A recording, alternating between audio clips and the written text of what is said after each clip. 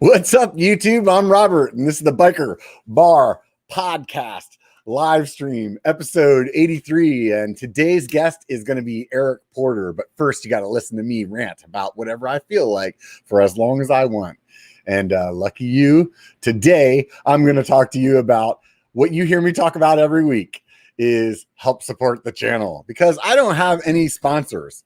I guess I need to get on get on the sponsor train and start working my angles to get some serious sponsors for this podcast. But until then, the people that are sponsoring the podcast is Patreon. And you guys hear me go on about this every week, but it's for real, man. So you could do $1. That's pretty simple. Just like buying a beer. You know, the other day I went and I bought sushi and it asked me for I'm picking it up to take it. And I drove there myself and picked it up after I put the order in myself, which I'm assuming just prints right out for the guy that's making it.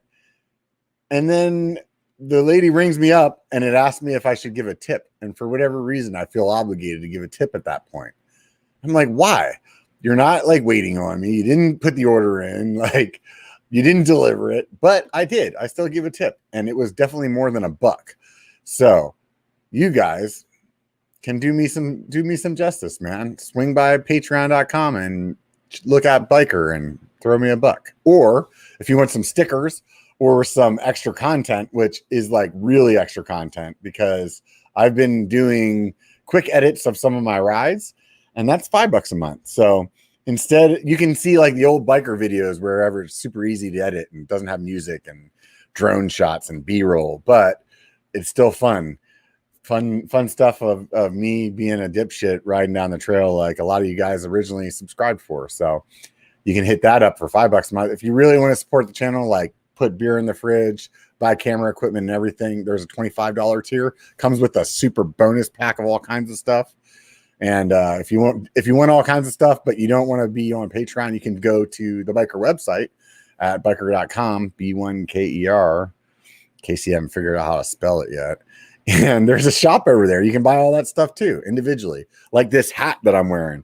I just made this one. I don't know how to make the right angle, but those of you that are looking, I don't know. I don't have good hat model angles, but there it is. It'll be on the screen for the next 2 hours. So you guys, if you want one, go to the shop.biker.com and pick one up, and I'll make $5. Or you could go to wherever I just said a minute ago, Patreon. Help me out there.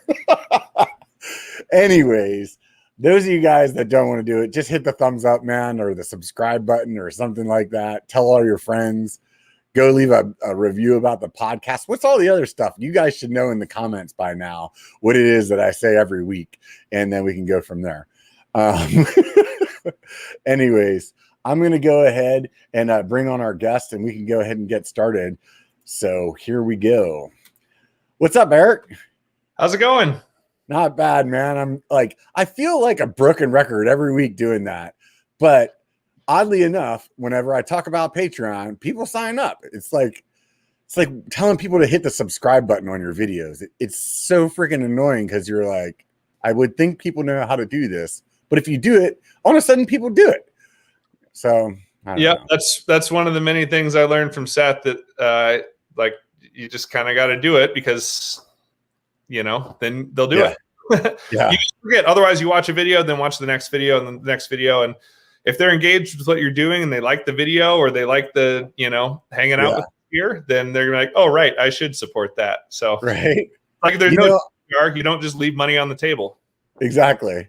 I can say that when I first started watching YouTube, I didn't subscribe to anybody. I'm like, I'm not subscribing. I don't want to be notified about anything. I make my own decisions. Yeah. And I remember listening to BKXE over and over again, just hit the subscribe button. And finally I did it. And I was like, son of a bitch, that didn't work.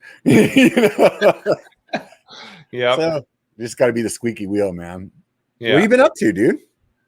Just got back from the ski resort. So today was closing day at Park City Mountain. Oh, wow. And so our whole family is way into skiing and snowboarding. My wife's from Alaska, so she grew up on skis. And oh, yeah. Even though I grew up in Kentucky, and still I would go as often as I could. My grandparents would take us out to Colorado once a year. And oh, that's awesome. Yeah, so I'd spend every free second I had in the winter driving up to Paoli Peaks, Indiana for a 300-foot hill. So Oh, wow. I'm living the dream out here now that I can actually go to a big, awesome resort. So that's crazy. So you're born in Kentucky? Yeah, born in Louisville, Kentucky. Oh, right on, dude. How'd you get into riding bikes? It's actually really good there. There's a ton of trails there. There's a good mountain bike community. Kentucky Mountain Bike Association, KEMBA's been around, I don't know how many years, but it was well established when I was a kid. And I basically got a mountain bike when I was 12, and there were trails that I could ride from my house. That's kind of like the age when your parents are like, all right, you're not going to die if you ought to get out of here. Yeah, I'm starting to get it now, because like when your kids are younger, you don't want to let them out of your sight. And then my kid's 11 now, and I'm starting to think I'd probably let him go for a little ride by himself now. I remember the first time I let my kids go to the park by themselves, I was like, oh my God, I'm so nervous. It was like right up the street or whatever, but it was like, it's a big deal. Yeah. That many years into like not being without him for a second and everything else that you just don't want anything to happen. So, so I was just lucky enough to ride there, and then got a job at the local bike shop and kept just chasing the dream, I guess. What was that first bike? My very first bike was a Murray from Kmart. There you go. It was actually a road bike that we went in there, and they're like $100 bikes. They're not nice, but it was all I knew, and they're all amazing and incredible. And I thought the 10 speed looked sweet because I could go fast on it, and I had it. And I was like, all right, I'm bored. Is that all? Because I probably wasn't allowed to just go ride it all around town either. And luckily my dad ended up kind of wanting a road bike, and he could fit it well enough. So then we got me a mountain bike. There you go. And that it just clicked. I was like, yep, this is awesome. And I didn't even really know what mountain biking was then until about what year was that? That would have been probably 1990 or 91. Okay, so you're like my age then. You're like mid 40s, something like that. Yeah, 41. Yeah. I think I'm turning 44. I'm old enough now that you like completely forget how friggin' old you are. Like apparently that's the thing. I'm counting after 40, I think. Okay. That sounds good to me, man. Yeah. I always tell everybody like, or whenever I come home and meet somebody new, my lady's like, oh, how old were they? I'm like, oh, they're my age. And then she'll like meet them and she'll be like, Rob, they were like 25. They're not your age. I'm like, I don't know. It seemed like it. I mean, yeah. You do the same stuff. It's funny because you don't really, when we do these sports that are kind of lifetime sports that we can all do, you don't really, age doesn't matter as much. You don't really notice until it's like movie references or something. And they're like, I don't know what you're talking about. And you're like, no, that one. And they're like, yeah, I never saw it. Yeah. My buddy that's on my channel all the time, I call him Moonlight Leatherfoot. And he's like in his early 30s. And I make references all the time. And he just looks at me and no clue what I'm talking about. Like movies, sometimes music too. Like a lot of music that I just take for granted that people know. And he's like, I don't even know what band that is, dude. Like, oh, great. That's awesome.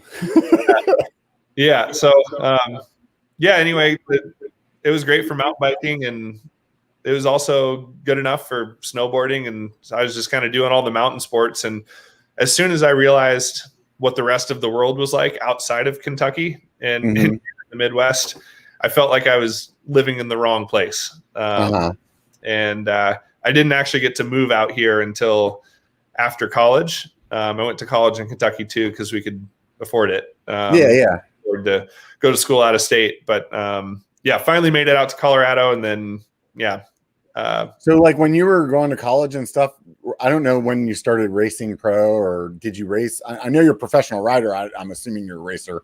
I'm one of those guys that doesn't know shit about mountain biking except for what I've done myself. No, that's awesome. It works out well for these interviews because I never know anything. So I'm just asking questions that you would normally ask. Yeah, for sure. And a lot of people have no idea that have started watching my channel and become introduced to me that way because they weren't following me through the other stuff. They know me through what I've been doing on the channel. Great. But yeah, so when I went into college, what I wanted to do, if I could just do whatever I wanted, was to move to Colorado as soon as I graduated high school and try to be a pro snowboarder.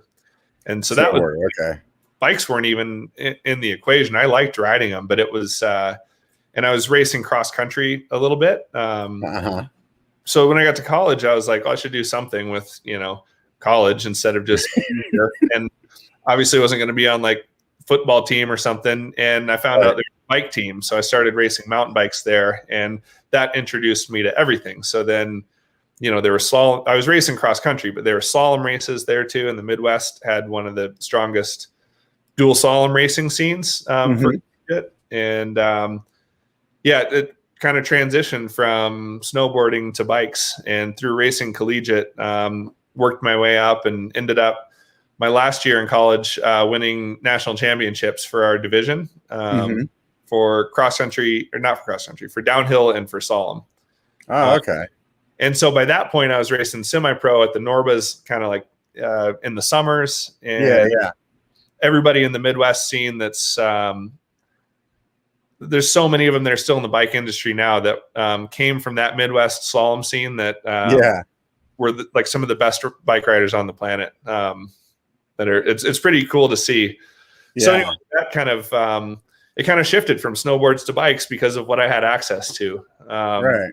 And I'm just, I wasn't into partying or girls or any of that stuff in college. And I just rode my bike all the time, pretty much. I probably should have rode more bike. I mean, I was into the other things. It's one of those things at the time you're like, sure would be fun to, go to parties more, but I guess I'll just ride my bike. And believe me, I did it for both of us, so we're good.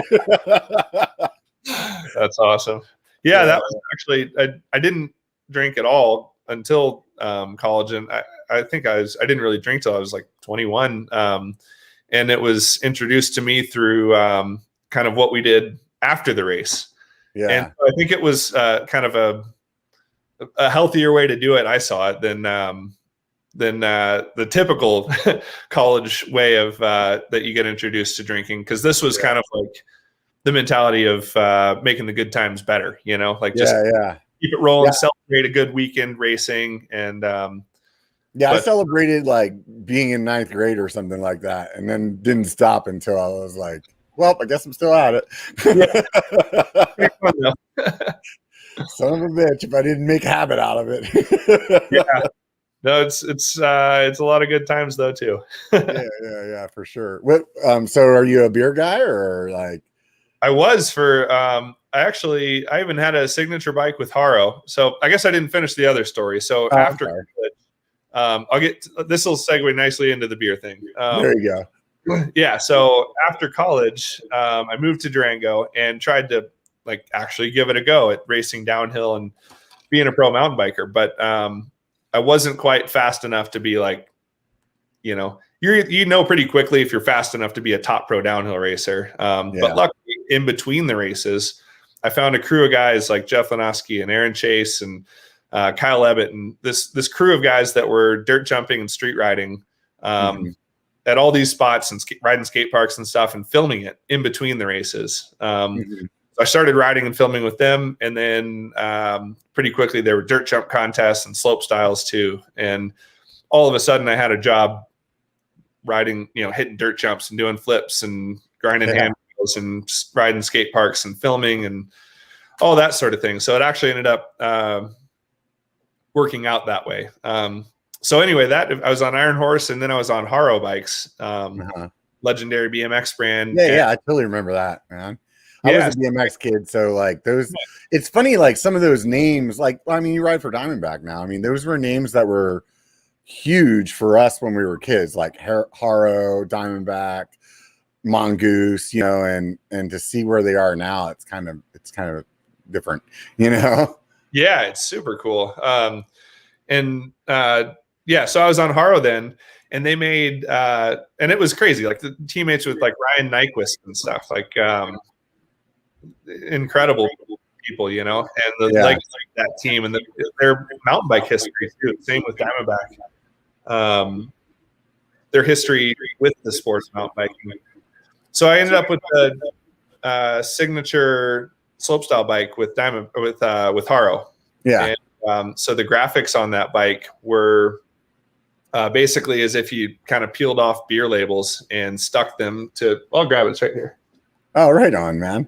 That's pretty cool to have like a signature frame. Oh, it's over here. Yeah. So at the time I was home brewing a ton. And so that's where the inspiration for this came from. So that's really cool. Basically Pete Demos, who is the creative director for Haro, he basically made a bunch of real beer labels for my homebrew beer. And then that's the graphic on the bike. Right on. So those of you guys that are listening, it's like a blue frame and it looks like on the top tube, the part of the down tube and like the seat tube, it just looks like there's like different beer stickers all over it, but they all say porter on them. And then and then as part of the media launch for that, I homebrewed a whole bunch of beer and put the labels on them, and then we gave them out to magazine editors and stuff too. Oh, that's cool. Cool. So I was way into homebrew beer for a while, and I had a couple different kegs on tap in the fridge. Oh, nice. Yeah. My lady, she loves cooking. She's really freaking good at it. Like, to give you an example, one of my buddies is like, "Hey, you guys want to come over for Thanksgiving?" And I was like, "Yeah, I can't make it. I got these other plans." He's like, "Actually, I was just trying to see if Katie would come because she can bring some food that's really good." Nice. But she loves cooking, and I think that she likes the process of it or whatever. And she's like, "Oh, well, I like beer," so she's thinking, "I'm going to buy him a beer brewing kit. He's going to love it." I apparently don't like working to make beer. Yeah, you're like, I just want to get rid of it inside me. Yeah. So I ended up never using it. However, the bottle that you're supposed to brew all the beer into, I've been collecting bottle caps in for a few years now, and it's about halfway full. Yeah. So. Yeah, it's part of your program, right? Yeah. So what was the beer, like your favorite beer to brew? So I had a couple. I made like pretty much every different style over the years. I ended up, what my favorites were was I had a Pilsner that was like a nice light kind of after ride beer, and then like a double IPA as well for like big one. Yeah. I mean, what are you drinking it for? Let's be honest here. Right. Yeah, no, I'm with you. Yeah. So it was, and this was, when was this? 2008 or so. It was actually before the whole like hops and all the stuff kind of IPAs really went off. Yeah. And but it was our favorite beer here within our group of friends is the Squatters. It's called Hop Rising. It's a 10% double IPA and just really good beer. So did you say 9%? 9%. Oh wow, that's big, dude. Some of those are smooth though, man. I had a last week from Sierra Nevada, which I don't usually buy many of their beers. Something like the Big Haze or something. I forget what it was called. It's like a purple can. Actually, I have one. Yeah, the hazy. I know what you're talking about. It's not the hazy. The hazy is like a teal can, but it looks like the same can except for it's purple. So it's like purple and yellow. Anyways, that thing was 9%. It was like a double or a triple IPA. I don't know what the hell it was, but it was so smooth. It was one of those ones where you're like, this is trouble, man. You could be sitting there watching a football game or something like that.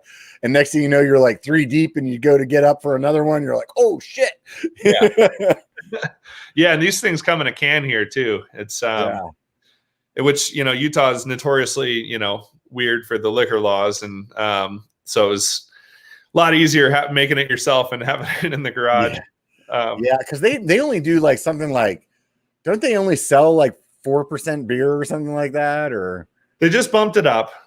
So it's less weird.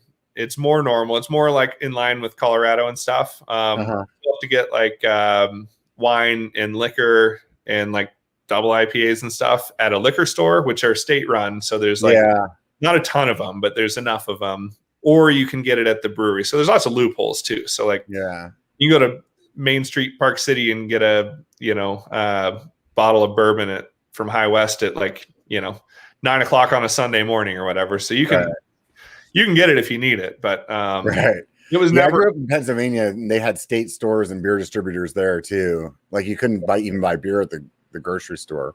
Yeah, but you could buy beer at the bar and walk out with it. So like up to a 12 pack at a time.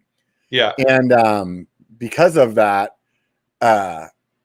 you would see like these places pop up that would just be like all like just the refrigerators, like in a store, and then they'd have like one table in the back so they could call themselves a bar, and then people would just walk in, buy a 12-pack, walk out, walk in, buy a 12-pack, walk out, and then that's how they would get around it. Yeah, the Yinglings. Yeah, it was interesting. Yeah. So it's there's loopholes for all of it, and Kentucky's got full dry counties. Where I grew up, they've got on one hand Bourbon County or whatever, and then dry counties too, where you can't get anything. So I was doing Which that. Is weird. Like Kentucky has dry counties, and they're like known for bourbon, right? Bourbon and moonshine and everything. Right, exactly. Yeah. So I did for a while, and then I guess it was about 4 years ago, I went to Guatemala on a trip, and I got some sort of parasite that messed me up for like a month. And I basically couldn't drink alcohol after that. And my other buddy who got the same thing, he couldn't eat sugar after that. He didn't drink anyway, but he was, for whatever reason, he would drink like 100 ounces of dew a day. Oh, wow. Like he was sugar fiend, like getting refills in the big gulps all the time. And anyway, it was something, I don't know what it was. We never were able to track it down or find it, but basically since then I haven't really drank. I'll have a beer here and there, but oh wow.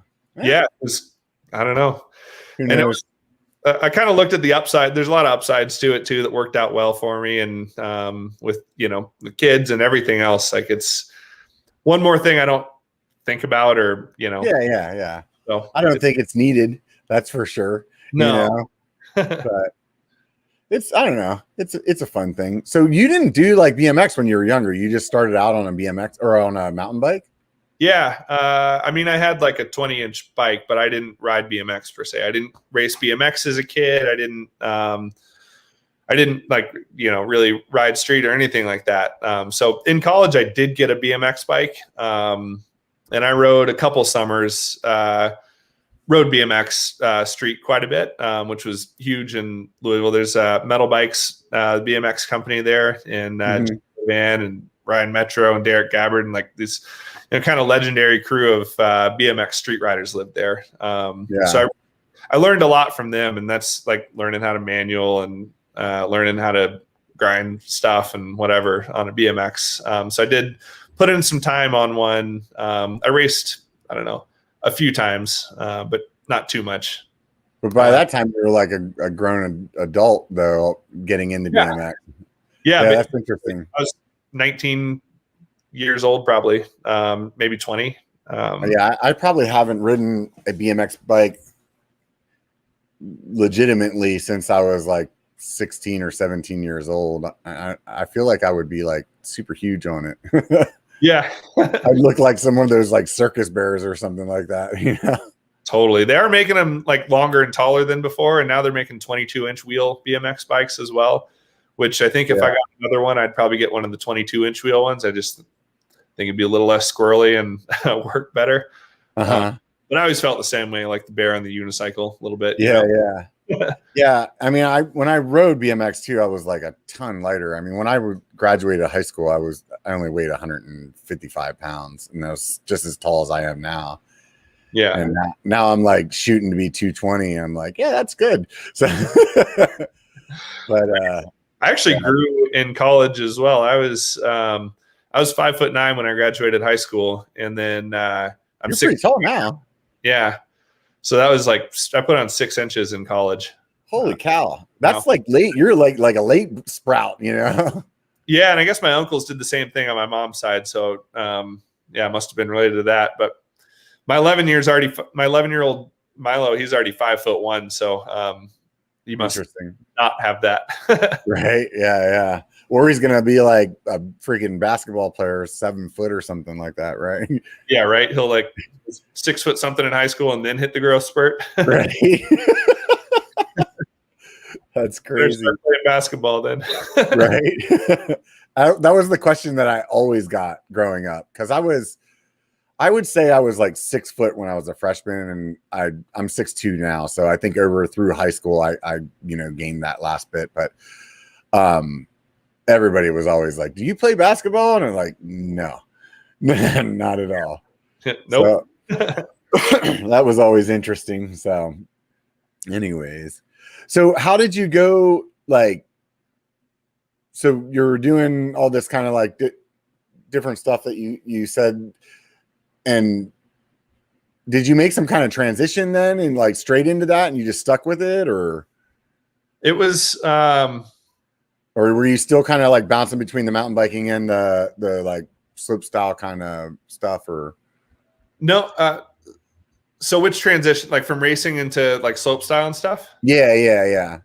So the race season ended in 2002. And I had that was the year I moved to Durango, Colorado, which was like a mountain bike pro hotspot. That's where people go to, like, it's a legendary mountain bike town, and I think I got 5th place at Deer Valley in semi-pro that year. So I was going fast enough that I was like, well, I'll move to Colorado and I'll keep giving it a go.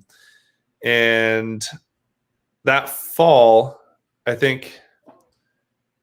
feel like that fall was the fall that I shot the first photo grinding a handrail on my dirt chump bike, which ended up being the cover of the magazine that came out of Flow magazine, which came out early 2003. And then in 2003, there was Crankworks, like the first ever Crankworks at Whistler, which is a slope style and, big jumps to flip and do tricks on and stuff. And a series, and there were some street riding contests and stuff like that. So can you explain slope style for like people that maybe don't know what that is? Yeah, so it comes from ski and snowboard slope style contests, which are at a ski resort in the snowboard park, and it's basically a bunch of jumps and rails, or basically features to do stuff on. So instead of like a big air contest where you might do one jump and who does the best trick wins, this is 3 or 4 or 5 jumps, and like for the mountain bike thing, it'd be like a box that you would do it, or a step on, step off, like jump onto a box and then drop off of it, and maybe wall rides, just features that you can ride. And so you're judged on how well you ride the course, and do you look fluid, and does it look good, and how hard the tricks are you're doing, and how clean. Like that. So it's like one run down a hill with a bunch of jumps and tricks that you're doing, and then you get to the bottom, and then you're judged on that. Yep. Basically. Yeah. Okay. And so 2003 was the beginning of it. They called it Joyride that year, and then in 2004 they called it Crankworks, and it basically has grown and grown and grown from there. And it was in the X Games at one point, and it's whatever happened to the X Games, right? Yeah, I don't know. Is that even a thing anymore? It's a thing, but it's smaller. And I don't know. I've heard that's one of those things that dates us, dude. When we're talking about it, you'd be like, yeah, you remember the X Games? And people would be like, huh? Still going on. So they did this winter. I mean, obviously they had the actual X Games at Aspen with snow, and then they have summer X Games too. But they have a thing which is like X Games Real Snow that they did. And there's an X Games Real Dirt, I believe, too, that they did with mountain bikes again this year. But it's basically like you have like a month to film a video part, and then the video parts are judged. Oh, I see. Interesting. So they're, this year was a weird year, but they're still doing the actual X Games. You remember when they started, how kooky it was? They were like, they had like in the snow, they had modified shovel racing, and they had like they had street luge, like on the like laying down on those like skeleton like boards and yeah, 80 miles an hour down a curvy road, and they had all these like being on like MTV. It was like one of those things that you could like see like, oh, okay, it's X Games now, you know. But it would like they would have like sports that you gave a shit about, you know, like people that were like actually skating or mountain biking or something, you know, like you'd be like, oh, okay, this is cool. This is cooler than watching like baseball or something, you know? Yeah, for sure. And they were, I mean, it's been kind of the biggest thing for all these sports for a while. Now we're in the Olympics moving forward, but the X Games has been like the Olympics of basically like BMX and you know, snowboarding and skiing and stuff like that. So I always wanted to be in the X Games, and I was kind of, by the time they had him mountain bike slopestyle in the X Games, I was at the end of like tapering down to where I wasn't really, you know, qualifying for finals anymore. And I was more on the side of things. So missed out on that. But I was always a huge fan of the X Games, even though they, you know, it's on major TV, so they're going to make it kind of cheesy, but still got to watch, like now we have the internet, right? You got to watch the best riders in the world do their best runs. And no, that was definitely cool. What do you think? Like, go ahead. I was going to say, I remember even at mountain bike slope styles, all of us that were competing in it would like crowd down to the bar when they were at the same time as the X Games, so we could watch like the live X Games feed of the BMX guys. Oh, nice. You know, doing the contest. That's pretty cool. What do you think, like, as you got older and you said you weren't like qualifying anymore, do you think is like just like the younger kids are just pushing harder, or when you get older you start to be like, I don't want to get hurt, you know, or like, what do you think that like contribute to that? It's a combination. I mean, you're still an amazing rider. It's not like you're not a badass, you know?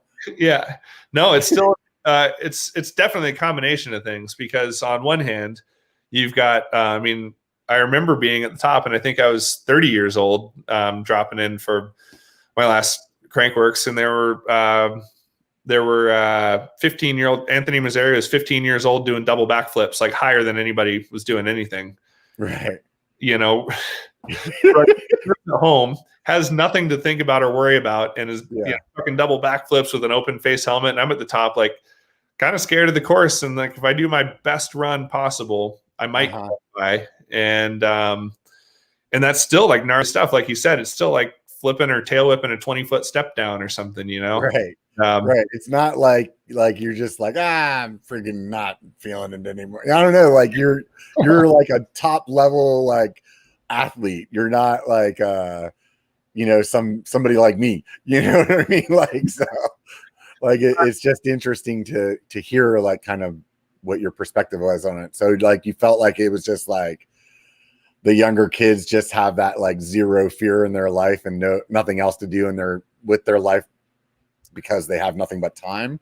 So that's, or like, do you think maybe, I mean, also like your children, you're raising them with a bike riding, that kind of stuff at like such a young age, where they have like more years of experience by the time they're getting there, or what do you think? Yeah. So it's definitely, you know, the next generation always sees what the current generation is doing and surpasses them. Like there's going to be riders that are going to make Brandon Simonuk and Brett Reeder look like they don't know how to ride bikes, you know, in 5 years or whatever. And it's insane to think about at the time. But then when you look back, you're like, oh, right, that is the cycle of what happens. And and then you combo that with like they've got nothing to lose, first of all, and they want to be that top dog. And then on top of that, they've just got time. Like they do is go to school and ride their bikes, and that's all they have to worry about. And so, you know, everyone that's been in it, you've got life and a mortgage. And at the time I had my first son was born. And so I'm like, you know, you don't breaking your back and being a quadriplegic for the rest of your life doesn't seem as like a big of a deal, or it seems like a bigger deal, you know? Yeah. And it's funny because I don't think I've changed my risk tolerance or management really since having kids. Like I've always been, I think about things a lot before I do them. So I don't think I'm necessarily like, okay, because I have this a kid, I'm less likely to be risky. It's more of that just plays into my general risk management strategy of like, I don't getting hurt anymore. Yeah. It sucks. Like they add up. And so you do the risk reward equation in your head, cost benefit analysis real quick. Right. Yeah. I've always been more like, I'm going to wait until I'm really confident that I know that I can like 100% do whatever it is I'm going to try to do, and for the most part, I'm not a guy that wrecks a lot, because of that probably. But I definitely don't jump into like where maybe that's where other people can push their skill set a lot quicker because of that. They have a different perspective, Yeah. But I tell you what, the first time that I like really injured myself wasn't because I messed up like one of my pieces of hardware, like my fork broke and it threw me over the bars and I separated my shoulder and having like 6 months where I couldn't ride my bike completely changed even the way that I rode before, where like I rode fast as hell and pretty, loose, but wasn't ever worried because I knew I was always keeping in control. And then when that happened, it was like, oh wait, there's some shit outside of your control, man, that can happen. And that'll really screw you up, Yeah. It took me a while to get back to kind of where I'm at now. I'm riding probably where I was before that happened. And that was a couple of years ago, That's like PTSD stuff though. Like, yeah, you're probably never going to be able to fully trust a fork again. Right. Yeah. I don't really think about a fork in particular, but it makes me think about just the gear, like, well, if I hit this big jump, like this could be the day that my handlebar snaps, but on the other hand, it's like, I've had some stuff happen even since then. Like I was riding, I think it was a couple months ago, and I snapped one of my, my crank arms just came right off. Like I had heard it while I was riding and I was thinking like, oh man, something like needs to be lubed or something. Cause I kept hearing this like, cause it's carbon. Yeah. And I came off this little drop, just a small one. It was like maybe, I don't know, 12 inches or something like that. And on a trail and it just, my foot came off and hit the ground. But that's like what I'm getting at is like that happened and I actually didn't get hurt. But in my mind, if you were telling me, hey, you're riding downhill and you're hauling ass and your freaking crank arm's going to break, in my head, I'd be thinking, oh man, I'd be screwed, Yeah. So I think like, because you don't even think that it could happen. Right. Until you've had it happen. And right. Yeah, I'm super paranoid with my bikes. I don't really let anybody else work on them. And I go through everything all the time and I look for stuff. And because I mean, especially coming from riding bikes in the 90s and early 2000s when stuff did break all the time. Yeah, all the time. And like people now that like just got into mountain biking in the last couple of years, they got into the golden era. Like things are awesome now. Yeah. The bikes are dialed, man, compared to what I mean. I always tell people when I started, it was like riding a road bike with knobby tires and the flat bar. I mean, that's essentially what we were riding. And I was thinking about. Yeah. Go ahead. Oh, there's so much stuff too. Like do you remember the era of suspension forks where they put plastic top caps on them and they would randomly, like if you landed a drop, shoot out and hit you in the face or the throat or whatever? That was the thing. That was the thing. Yeah. Yeah. I was thinking when you were talking about it earlier, you had said something about like when you were starting or whatever. And I was thinking, man, if you showed me like the trail that I rode an hour ago, if you showed that to 15-year-old Rob that was just getting into mountain biking, back in the 90s, I would have told you there is absolutely no way anybody could ride that trail. Right. And the way that the bikes have changed over time is what really lets us do that. It's not like I'm such a phenomenal rider that compared to what I was then, it's just the bikes have made the trails be able to become this like gnarly, steep, rocky, like bullshit that, somehow we can go ride down now, Totally. I was just listening to Sam Hill's podcast on the Vital MTB one the other day. I think it was this week's actually. Anyway, he was like, he's like, I'll bet if I could ride my current enduro bike that he's racing enduros on now, he would smoke his times from, 15 years ago on what were the best downhill bikes in the world then. I mean, just things like brakes, for example, like how much they've changed. And it's one of those things that you don't really, like, you kind of take for granted now how they are until you go jump on, one of those cheap bikes that are out there, or somebody's like really old one, like with old cantilever, like V brakes on it or something. You're like, holy shit, these things don't stop. They like slow you down. They don't stop. They just work perfect all the time now. And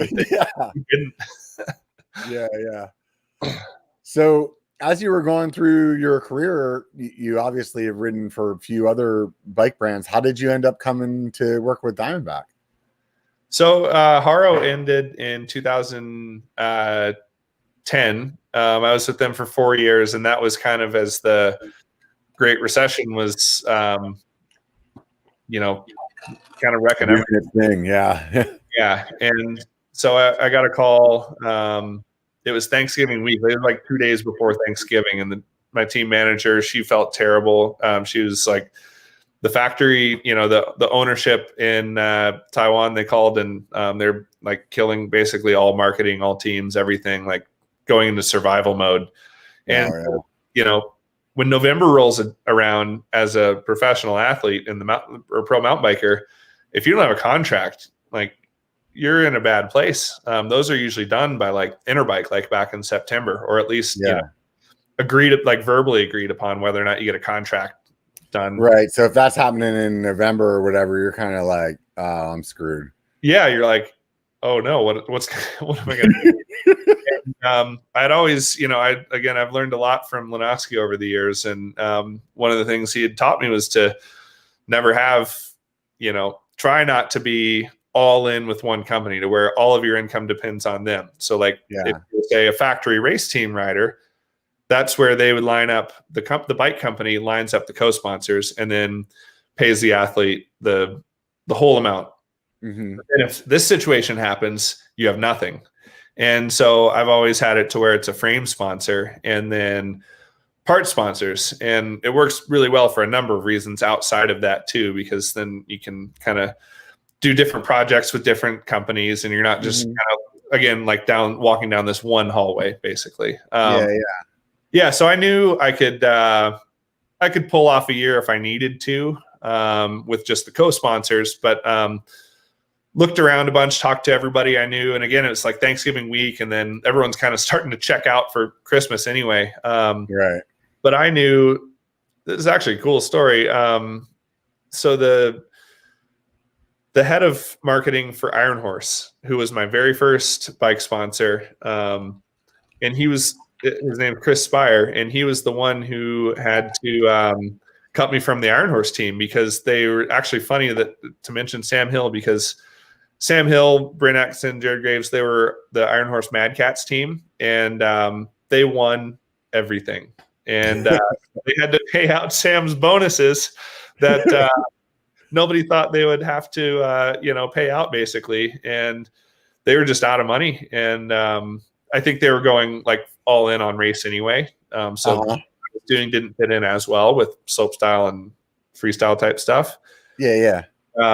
So anyway, he felt really bad when he had to cut me from the team, and because I had a signature bike with them at the time too. And and I took it really well and had a great conversation with him, and he just left, feeling really good about it. Like I was like, hey, thanks for the opportunity. I'm going to be good. You're gonna be good. And let's keep in touch. Like, this is awesome. So I handled it really well, basically, when I had every right to be pissed off and like, what do you mean? I've got this, because I had an awesome year that year. And I held up my end of the deal, and then I was so then it turns out that 4 years later, he was then the, I think it was VP of marketing or CEO, one of the two, high up, upper management at Diamondback. And I got a hold of him, and he was like, you know what? I've been waiting for you to call me. Like I was like, if you ever called me, I'd have a place for you. And Nice. sure enough, he connected me with the then team manager, John Kennedy. And got on Diamondback then. And this is my 11th year now. Wow, you've been with them for a while. Yeah, it's been a while. And it was one of those things where, again, it was during the recession. So I had to take, solid pay cut, even though I was doing my end of the deal and doing really good. Lots of coverage and everything.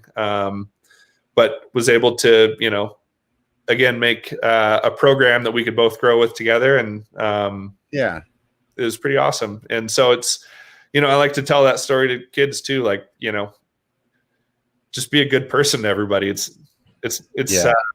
everyone says that, it's not that hard. And you're like, well, in those situations where you're kind of, potentially losing the dream, it is hard. So keep your head up and look for the positives in every situation, because anytime like one door is closing, it's always, you got two paths, like you can either be pissed about it and get negative, or you can be positive and be like, okay, how is this an opportunity for me?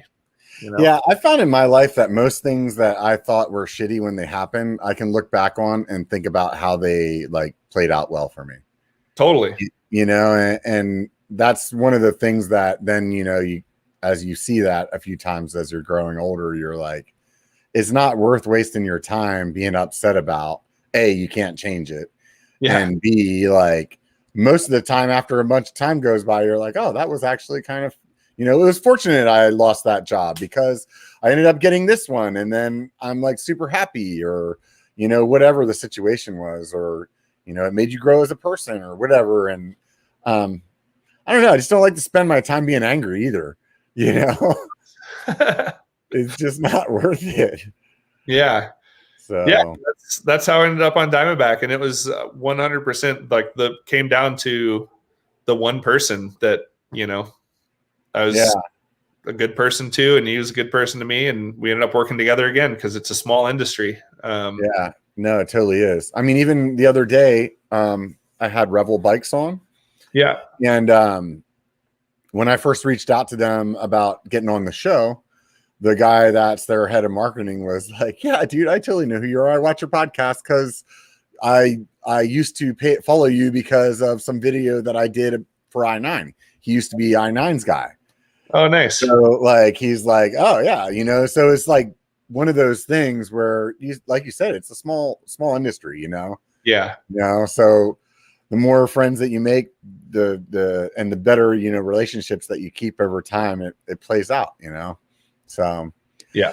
How did you go about getting the sponsorships where you're going, particularly with like individual brands compared to like one place sponsoring you? Like, so I'm assuming when you're saying that, instead of being like, hey, Haro is sponsoring me for X amount of dollars a year, and they are the ones that are pulling in Shimano or SRAM or whoever, like you're instead saying, hey, give me a frame.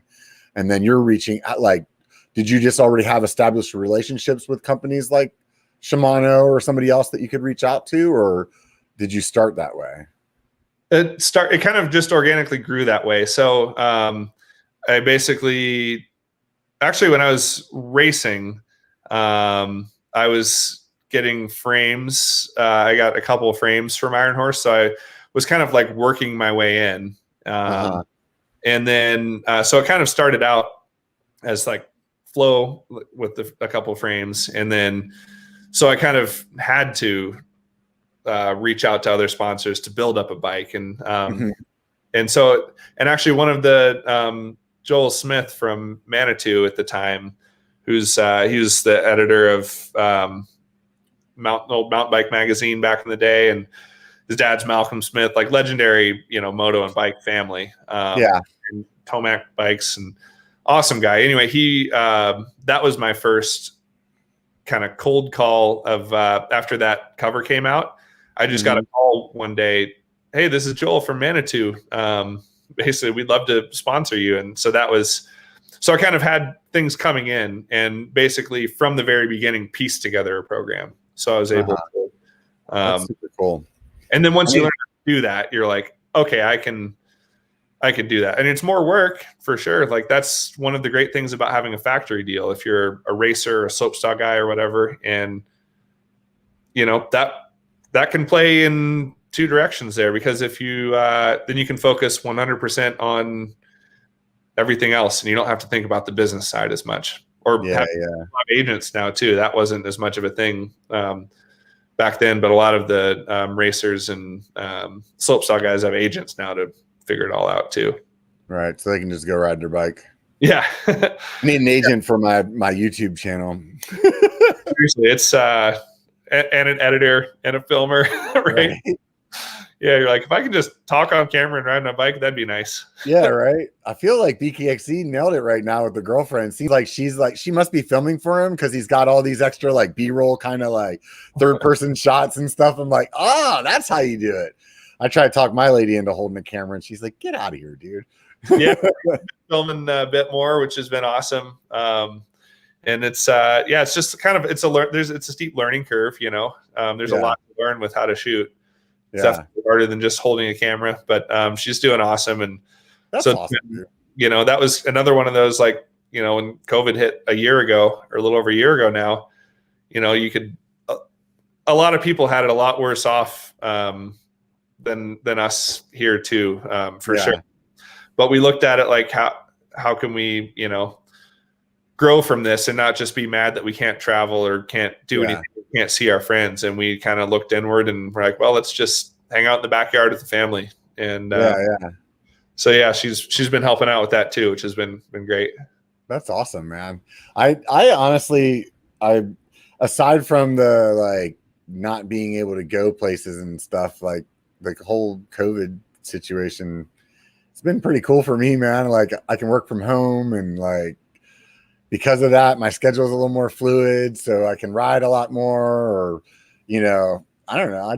I'm like, I'm fine with working at home and keeping it the way it is. Just let me go to a restaurant every once in a while, man. Yeah, there's a lot of upsides to it for sure. It's been, I was traveling about 120 days a year since I was, I don't know, probably went to college, I guess, if you count those, racing days and being away. Yeah. So I've been on the road a lot for a long time, and even with the kids. So it's been, a forced pause from that travel has been great, even though like I miss it. And I love going around to like some of the craziest places in the world and like riding these wild places, or even, around the country and, riding with you in Sedona and hanging out. And, I do miss all that stuff, but we're fortunate to live in a pretty great place, and it's been fun learning how to be with just your family for the whole year, and kids homeschool, and like again, like just like you based out of the house all together for a year and figure it out. No, it's definitely been cool in that aspect, being able to like spend a lot of time with the people that you love, so that's not a bad thing, at least not in my eyes. No, not at all. I was starting to feel that way, like like we were talking about before we started recording, how quickly the kids grow up. And I'm like, my kids are 9 and 11, so they're still pretty young, and they still like me and hanging out with me. They haven't gotten into the teenage years when they're like, think they're too cool. And so it's been great to just further make these awesome relationships with them and have some of the best days ever. Yeah. I also got the trail building bug during the whole COVID thing too. So that occupied a bunch of my time as well. Nice. How did you? Yeah. I didn't know that I was going to get addicted to that, but now it's like getting hot out here, and the trail that I was building is done basically. I mean, there's some tweaks I think there's probably always going to be tweaks, but I feel like I can kind of put it to rest until next fall or winter, Yeah. So, but I'm also like, it's like on one hand, I'm like, I'm done. I'm tired of freaking cutting trees down and like, moving rocks and stuff. But then on the other hand, I'm like, I'm going to miss it. It comes in, it's got to come in waves, like if you go too hard for too long, you burn out and then you're done with it. And yeah. And I definitely have that personality that tries to go a little overboard. So we're lucky to have winter here to kind of force those decisions for us. So, I don't ride that much in the winter other than a few desert trips. But I still love snowboarding and skiing so much that, kind of, I think I'd go crazy if I was somewhere where it was just mountain biking 12 months a year and like always be good for that. I think I would, I wouldn't love it as much. Like I need that like forced separation from it, Where like, nope, do that anymore. And you're like, but those are my favorite trails. Like, especially my favorite ones are the ones at 10,000 feet here in Utah that are only melted off like 3 months a year, Yeah. So it makes them special. I think that's how it works for me here, because I am almost riding all year. I'm riding all year. I used to like mountain bike in the summer and ski in the winter. But now for whatever reason, long story short, I'm mountain biking most of the year, but it's being broken up the way that you said because of weather. Like I can't do any of the high altitude stuff here because it's all under snow. So when that happens, then it forces me to ride all the stuff down here and closer to the coast. And then I'll drive, to Santa Cruz and ride down there instead of driving to Tahoe and riding up there. So it kind of breaks it up that way. But I do miss skiing. It's gotten so expensive now. I'm like, the lady a couple weeks ago, we were like, hey, let's go skiing today. And it was like $150 a lift ticket. It's insane. $300 for the two of us to go for the day. And that's, you like go up there, you get a couple of beers or you get lunch or whatever. It's like a $500 day, I don't know how people go on vacations. That's like a $10,000-$20,000 vacation to go, ski. And they changed the model now. So it's like, passes, day tickets used to not be that bad, but now they make it like it's up to, I think it's over $200 a day at Park City and Vail and holy cow.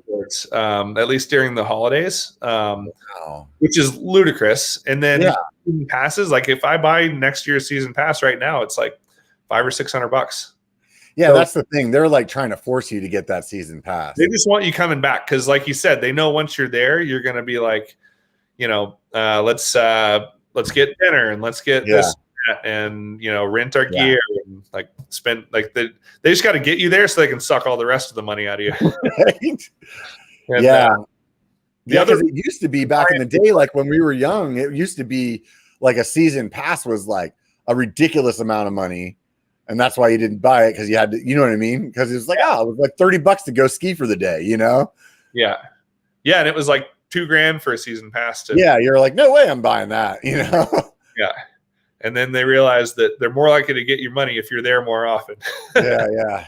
And then they buy all the Midwest resorts too. And so then they're like, even where I grew up, it's owned by Vail now. And Vail, anyway, there's like 2 or 3 companies that own them all. And so they're like, okay, well, if this is where you ski in the Midwest or the East, you've already got a free lift tickets. If you go out to Vail, all you got to do is come out. And then, even in Tahoe, they've done that where it's like, because back in the day, that would be one of the excuses that you would use for not buying a season pass is like, well, I want to go like to different resorts. There's like 12 resorts up there. I want to ski at all of them during the season because there's certain runs that I like.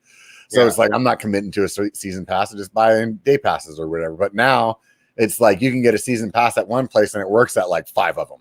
Yeah. So you're like, okay, well, now that makes sense, And then the thing that you said too, like, oh, well, I could go to Vail and ski over there still. And like, it'd be interesting to see how much the mountain biking industry gets into the ski resorts. Man, we've been fighting for so long to get in more. And I still don't understand why it's not bigger than it is, especially with the seasons. I mean, how many seasons did Tahoe just like barely even open? Right. And then North Star is still not like any better than it was, I don't know, 5-10 years ago for their bike park. Yeah. It's like, what are you doing? Like families mountain bike. And we know this now, like numbers. And they even like Vail owns Whistler. They see the numbers of how well Whistler's doing in the summer, how their condos and hotels are booked up and people are buying tickets and season passes. So I honestly still don't get it. Deer Valley has put a lot into it here. They got Gravity Logic hired and they're building a new awesome trail every year. And so it's slow growth because it's dirt and you're like building infrastructure and trails and it's expensive. But that's got to be the thing. It's just got to be the cost, like with the ski resorts, for the most part, it's like put the lift system in and then the snow does most of the work for you, right? Yeah. And I think there's a lot of things. I mean, like you can just go mountain biking, you know, like people don't just go skiing. You need a chairlift and a groomer and this. So they've kind of got you locked in there. I mean, a lot of people have gotten into split boarding and ski touring lately because they want to get out of that system and go basically mountain biking, really. Right. Like you just go out and you put skins on and you climb up and then you ski back down and you're out by yourself and it's rad. Yeah. So more people than ever are kind of able to break out of that. But I think with mountain biking, there's, it's a pretty self-sufficient sport. You can just go do it. You don't need a bike park to do it. But once you've ridden Deer Valley or Whistler or somewhere like that, you're like, oh, wow, that's totally different. And these awesome jump trails and whatever else. And just the reps you can get of, not even having to worry about shuttling or anything. So they're pretty awesome. And I think they're going to continue to grow. Like, what else are they going to do? Like, golf is only going to get so many people to come there with their, like, if you want families, you got to commit to summer sports that families do, which, like, we've seen, you can't even get a bike right now. Like, mountain biking is popular. It's a big sport now. And it comes around. I mean, I know Deer Valley is seeing good return on investment there. So they're continuing to invest, which is awesome to see. They must be getting it a little bit, though. I mean, like, because that company, I'm pretty sure it's the same company that owns Vail, or Vail, like, they put that Spider Mountain down in Texas. Did they? That's cool. I can't remember which resort. It's one of the big names, though. They're the ones that built that. So, I mean, so for them to do something like that, where they're putting in a lift system and trails for something that's not even going to be a ski resort. Yeah. You got to be catching on. You know what I mean? I mean, it's happening, but it's like, I've been going to Whistler for 20 years and like, we've known it's awesome for a long time. You're like, come on, people, like, let's do it. And, but it's happening, like Mountain Creek's been doing it in New Jersey. Highland is, Highland, I think, is maybe an example of what things will look like 50 years from now, because that used to be a ski resort. And then now it's just a bike park and they close. Not even ski anymore. Yeah, they close in the winters, and it's incredible. And Woodward too. There's the new Woodward Park City here. It's super cool because it's they have bike. It's a 400-foot hill, so it's not a big hill. It's quick laps. But in the winter, they have the best terrain park in the area, and so all the pros are there. All the Red Bull Monster guys, everyone, like the top pros, they're all just lapping. So you can just go show up and buy a day. I mean, you got Woodward Tahoe there too, so it's the same thing, And then in the summer, it's a bike park and training facility and everything. So, and they see that there's families coming and they've invested in it. So it's cool to see, and it's happening. It's just, in my opinion, like not fast enough. Not fast enough at all, because it doesn't, like, the trails don't get incredible overnight. It takes time. And like Whistler's the best because they've been doing it for 20 years. Yeah. Like, rode Whistler from 2003 or 4.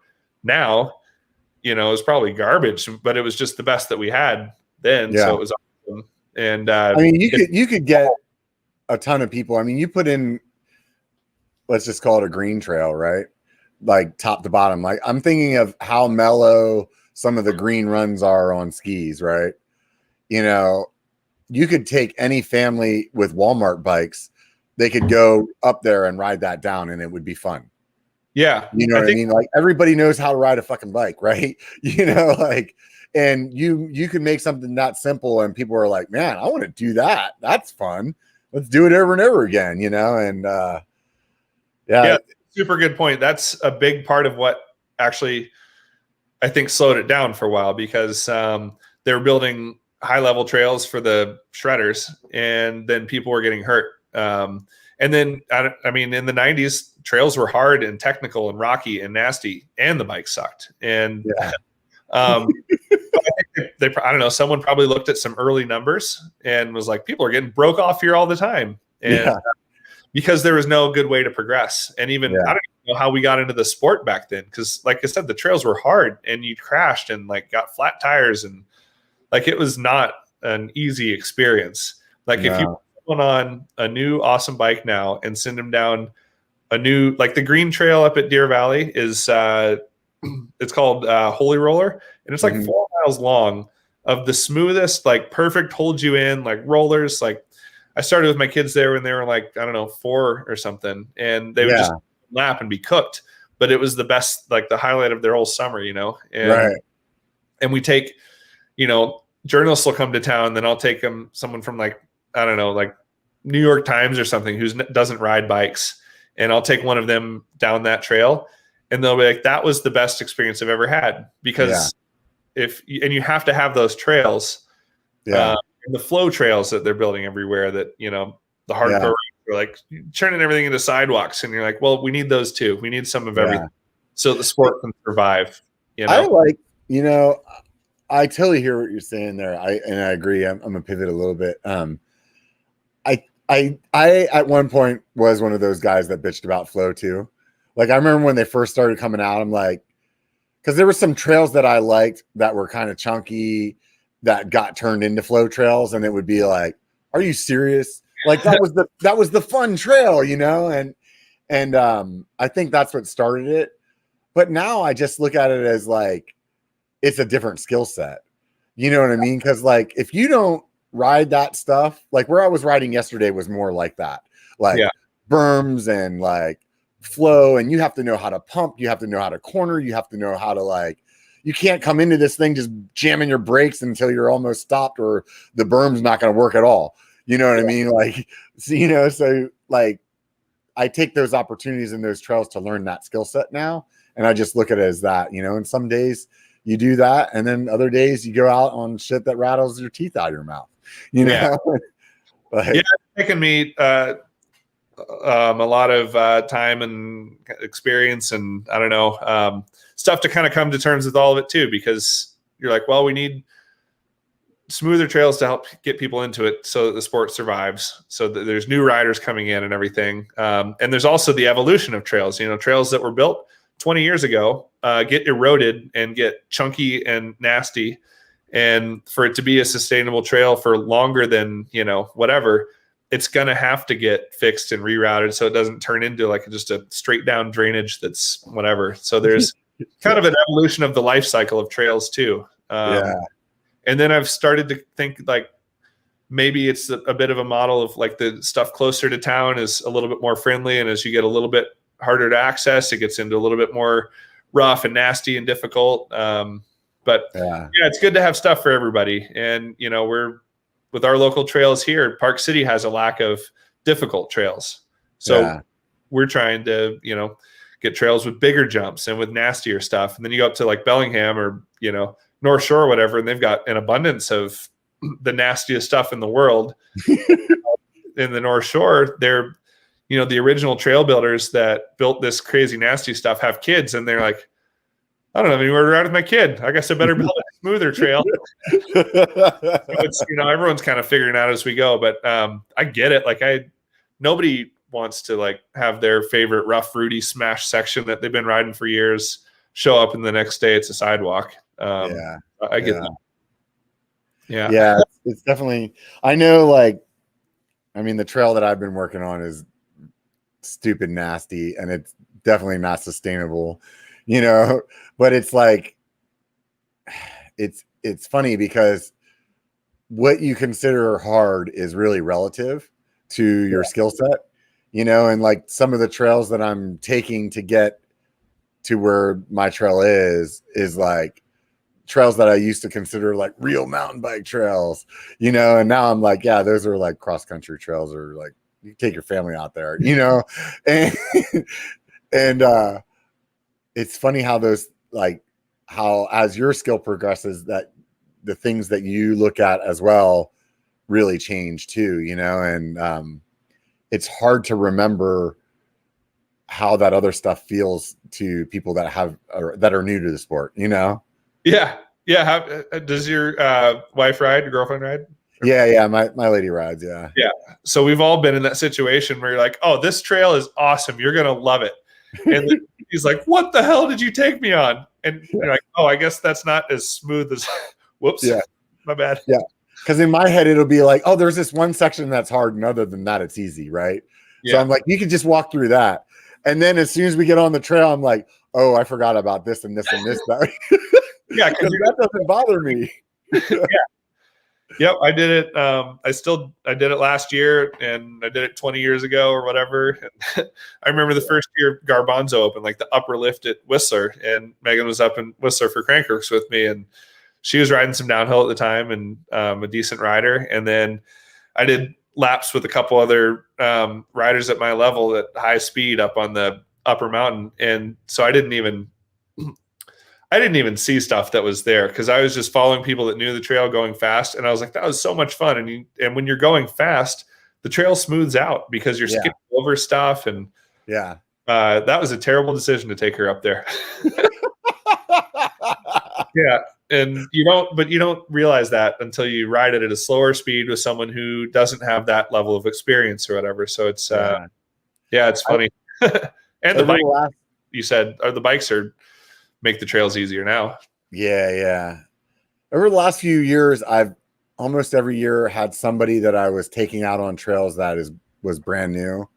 And that's really helped kind of reset my head again and like realize that there's so much that we take for granted. Like when you're trying to tell somebody that's new into riding about like dropping their dropper and braking and changing the gears and actually riding the fucking bike, like that's too many places of input for them, you know, and when you're trying to explain it to them, you're like, oh, just drop your dropper and then change the gear. And then you do this. And then you just brake like this and make sure you put your body like this. And they're like, you can see their face just be like, yeah. Oh, okay. There's something like that where people can only take 2 or maybe 3 pieces of information at once, you know? Right.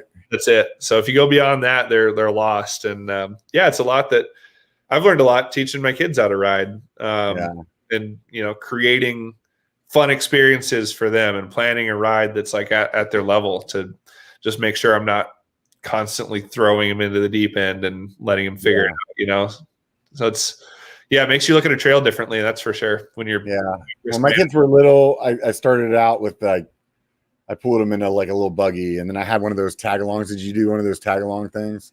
I did.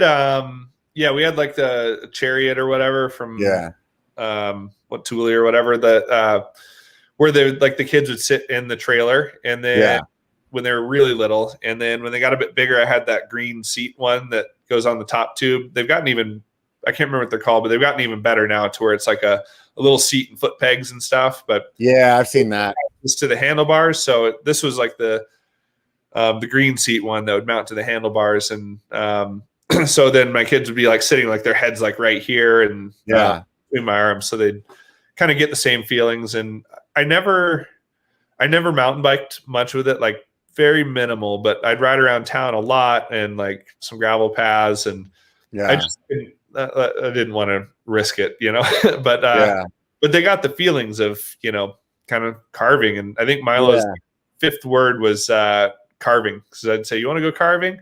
And we go out on these streets and just carve turns. And that feeling of like hooking in and like feeling the G's, compressions. And I did that from an early age. And it's a cool feeling, Right on.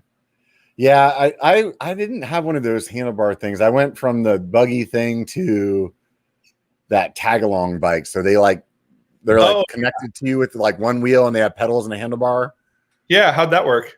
That worked out pretty good. I mean, I would just be like on fire roads or something like that. But it was cool for me because I could still like, when you have young kids, like getting in ride time is not always the easiest, especially when you have a full-time job too and stuff. So it'd be like, oh, well, I can go out and ride around these fire roads or whatever and get, some miles in, and they're happy and I'm happy. And then, so on and so forth. So my son mountain bikes with me and it's kind of cool. Like when he comes home now, he's in the military, like comes home, he's like, let's go on a mountain bike ride, and that's pretty neat to have, that kind of thing. My daughter never really got into it. She would ride road with us sometimes, but she'd like to go skiing more. That's for sure. Yeah.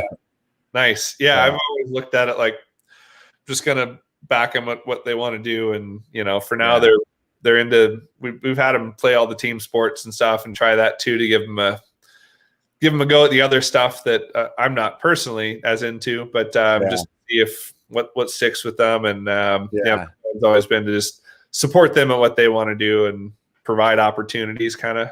Yeah, definitely. It's good. It's good stuff though. I mean, I think that getting kids to do anything outside, it sets them up for, good life,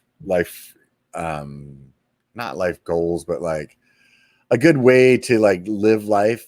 People that have never done things outdoors, they don't tend to get into them, let's just say statistically, as they get older, so I think things of like, my mom used to tell me drink water all the time when I was a kid, and I thought I was ignorant and stupid, but now I'm an adult and I drink water all the time. I'm happy about it.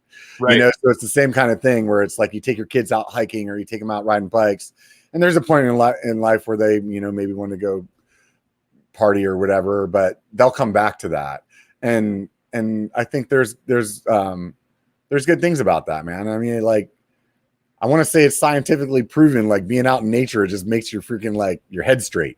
You know what I mean? Like 100%. I went to Scotland a couple of years ago, and they have doctors can prescribe you mountain biking and hiking and stuff. They're like, you know what you need to get out and be on a trail. And so they've, invested a lot in trails because of that, because they realize that it makes a healthier, happier population. And I think for kids, it's, it does two things. First of all, if you're, any sports, like you said, is good. Anytime a kid's outside doing something, it's good for them. It's good for their brain and their health and everything.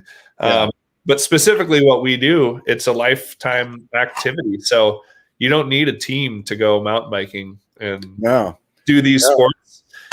Sometimes it's good to do by yourself, man. It's good to like I call it single track therapy, man.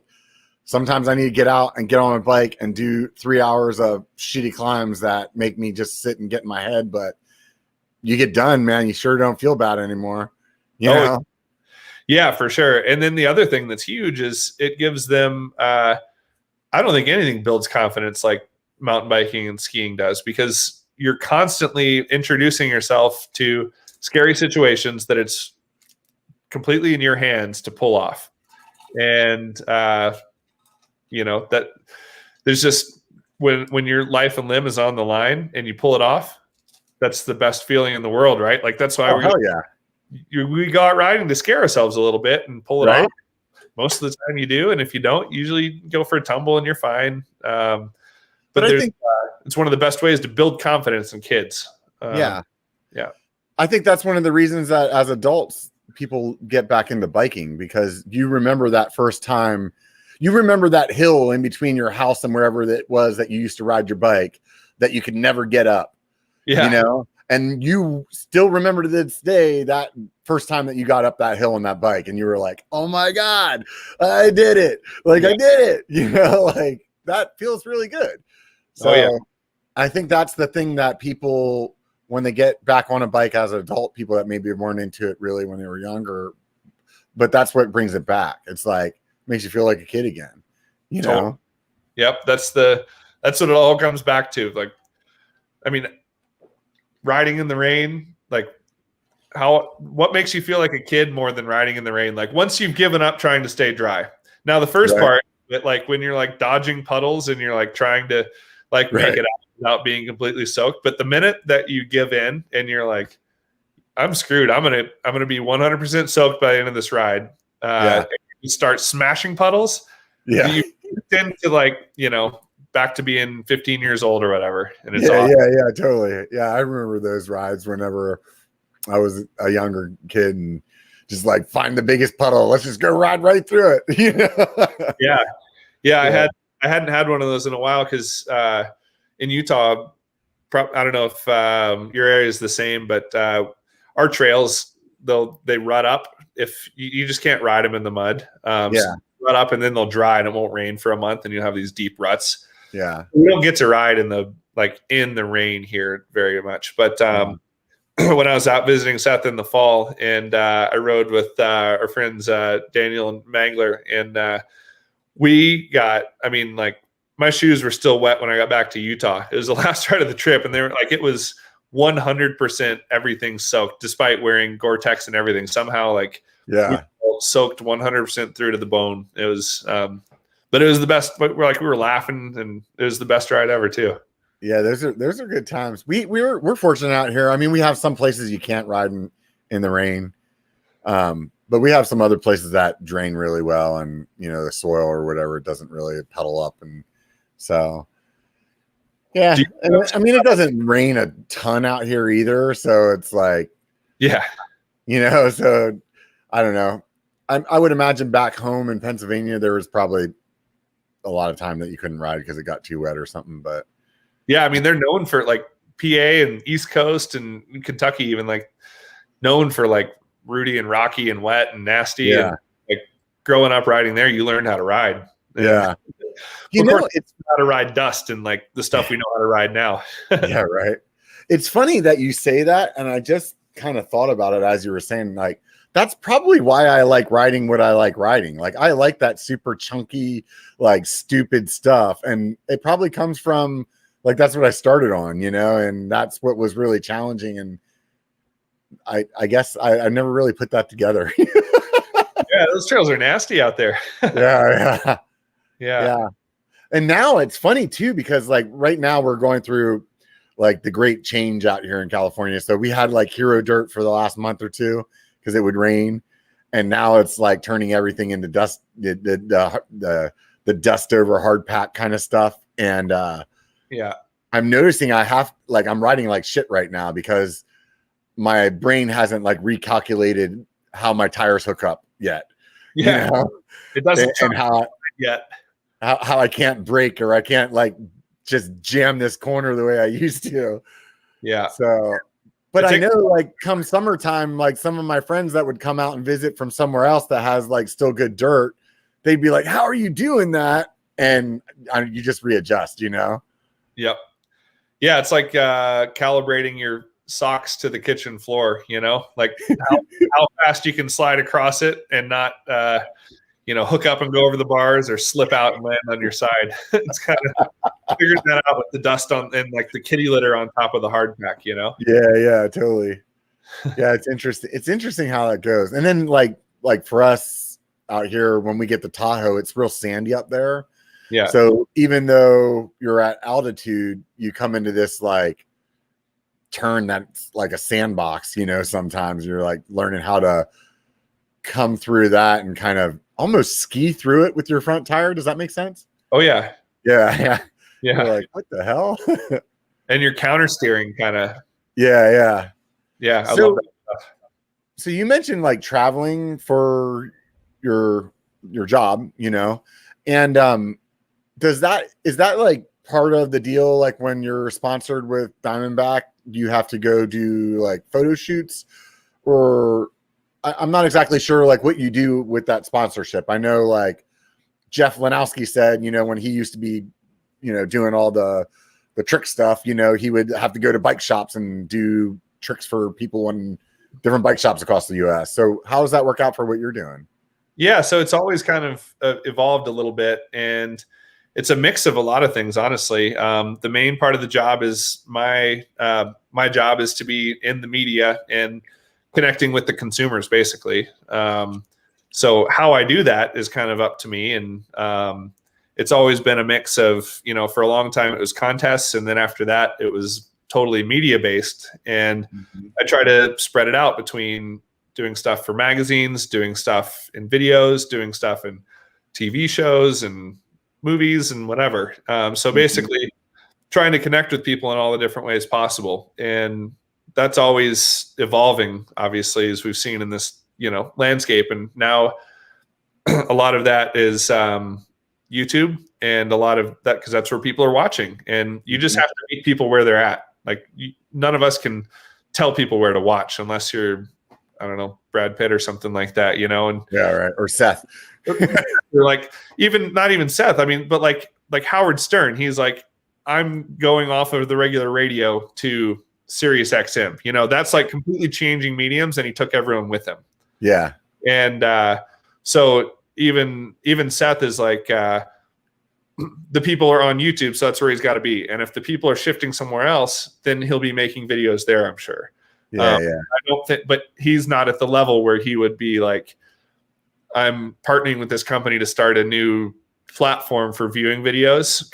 He can pull the Rogan and be like, I'm leaving YouTube for Spotify, and everybody's gonna be like, all right, we're going over there now. It's crazy, right? Like Rogan's just like off of this stuff. Like he just no more YouTube. I'm all in this. And I mean, Seth would bring a ton of people with him wherever he went, obviously. But you know what I mean? Like we're all going where the people are. And so, and how do you get the best connection with people too? And you know, so for the last 10 years or whatever, it was magazines. Everyone's reading mountain bike magazines. So we'd go on cool trips places to have editorial in those magazines, riding the bikes and whatever place that's never been ridden before, or telling stories with locals somewhere that they haven't been. And then we would also make a video while we're there that would be, you know, on YouTube or Vimeo, but that was before YouTube was YouTube like it is now, you know. And before that, it was DVDs, because people would buy the DVD that comes out every year for the, you know, Cranked or Neural Disorder or whatever.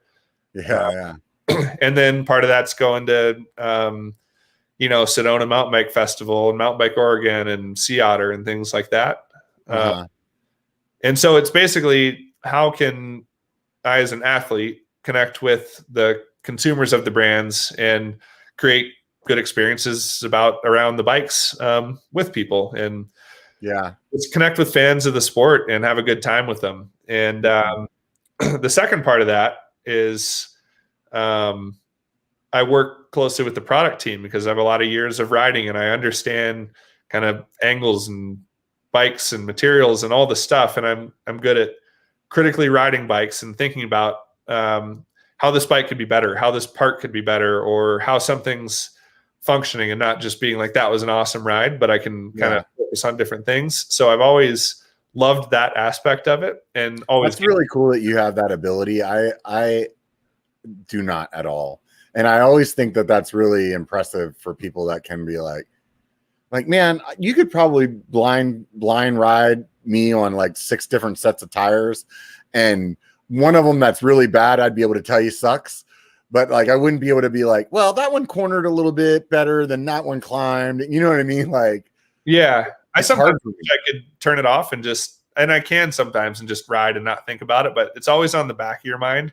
Yeah. You almost kind of wish you could like step out of that matrix or whatever, you know, and ride a bike for fun. And then, you know, it's funny what you say with the testing part. If it can be hard if you're just riding like different spots and different stuff all the time. So, you know, when we're testing, we do try to be as precise as possible with it. So, you know, we'd pick one section of trail and then test 6 different tires on that one section of trail, and we'll time it. And it's not always the most fun thing, but it's kind of cool to see, you know, to have these 6 different brand tires or different compounds or sidewalls, and test them back to back and kind of see what makes the difference. And so the more you do that, the more you do get tuned in on. I'm sure then it kind of trains you to think that way. Do you guys would you do that like over multiple days though? Because in my head, I would be like, oh, well, that 6th run on that 6th tire, of course I was better on it, because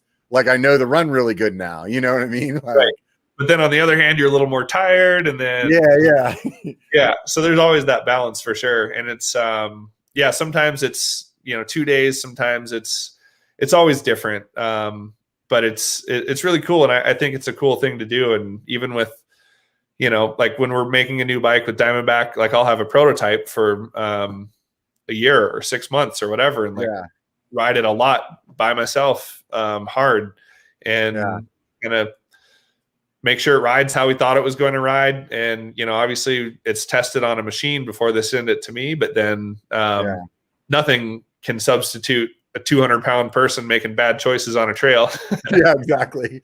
And and then even down to like, you know, the suspension that comes on the bike, going to, you know, when we were testing the releases with the the Level Link suspension platform. We would go to Fox and we'd test all the different shocks so that we sent the bikes out the door with the best tune possible, so that it's not just like an off the shelf shock that just comes on the bike, So it's totally. Yeah, it's really cool. I like that part of it. So then that also enables me kind of like a third part of the job is when we have new stuff, a lot of times I'll ride with editors of the magazines and whatever. And again, like kind of convey how we came up with this bike and what it's good at and what it's not good at. And just have a good experience, have a good time on that bike. So, I try to be just a pretty well-rounded athlete and ambassador for the company, someone that can do a little bit and a lot of stuff there. Keeps things interesting for me too. So I'm definitely never bored. And then, again, now with YouTube, like anyone that has committed a portion of their life to YouTube and making videos regularly and that sort of thing, how much thought process that takes to come up with the idea, to shoot the video, to edit it. It's incredibly harder than I thought it was. It's insane. It's the hardest I've ever worked in my life. And I love it. And again, it's been the coolest way to connect with people. And it's not like, how did you get started on the YouTube thing? So I've been making videos I've been in videos for my whole career. So 20 years now. But I was never filming them or editing them. And so Bryce Winker, who is the Diamondback team manager a few years back, he got Seth on the team when I think he was under 50,000 subscribers. So he was, a big deal then, but not like anything like he is now. And so I was just trying to figure out, who this person is. And, we ended up being really close friends and talk every day now. But I kind of saw what he was doing, how he was doing it. And then most importantly, like how he connected with people. Cause I'm like, okay, so I make a video it's a 3-minute shred video. And how is this connecting with anybody, And it does connect with some people and those are important. But watching the way that Seth can tell a story and connect with someone who doesn't even ride bikes. And mountain biking important to them. I was like, that's incredible. That's what I'm supposed to be doing.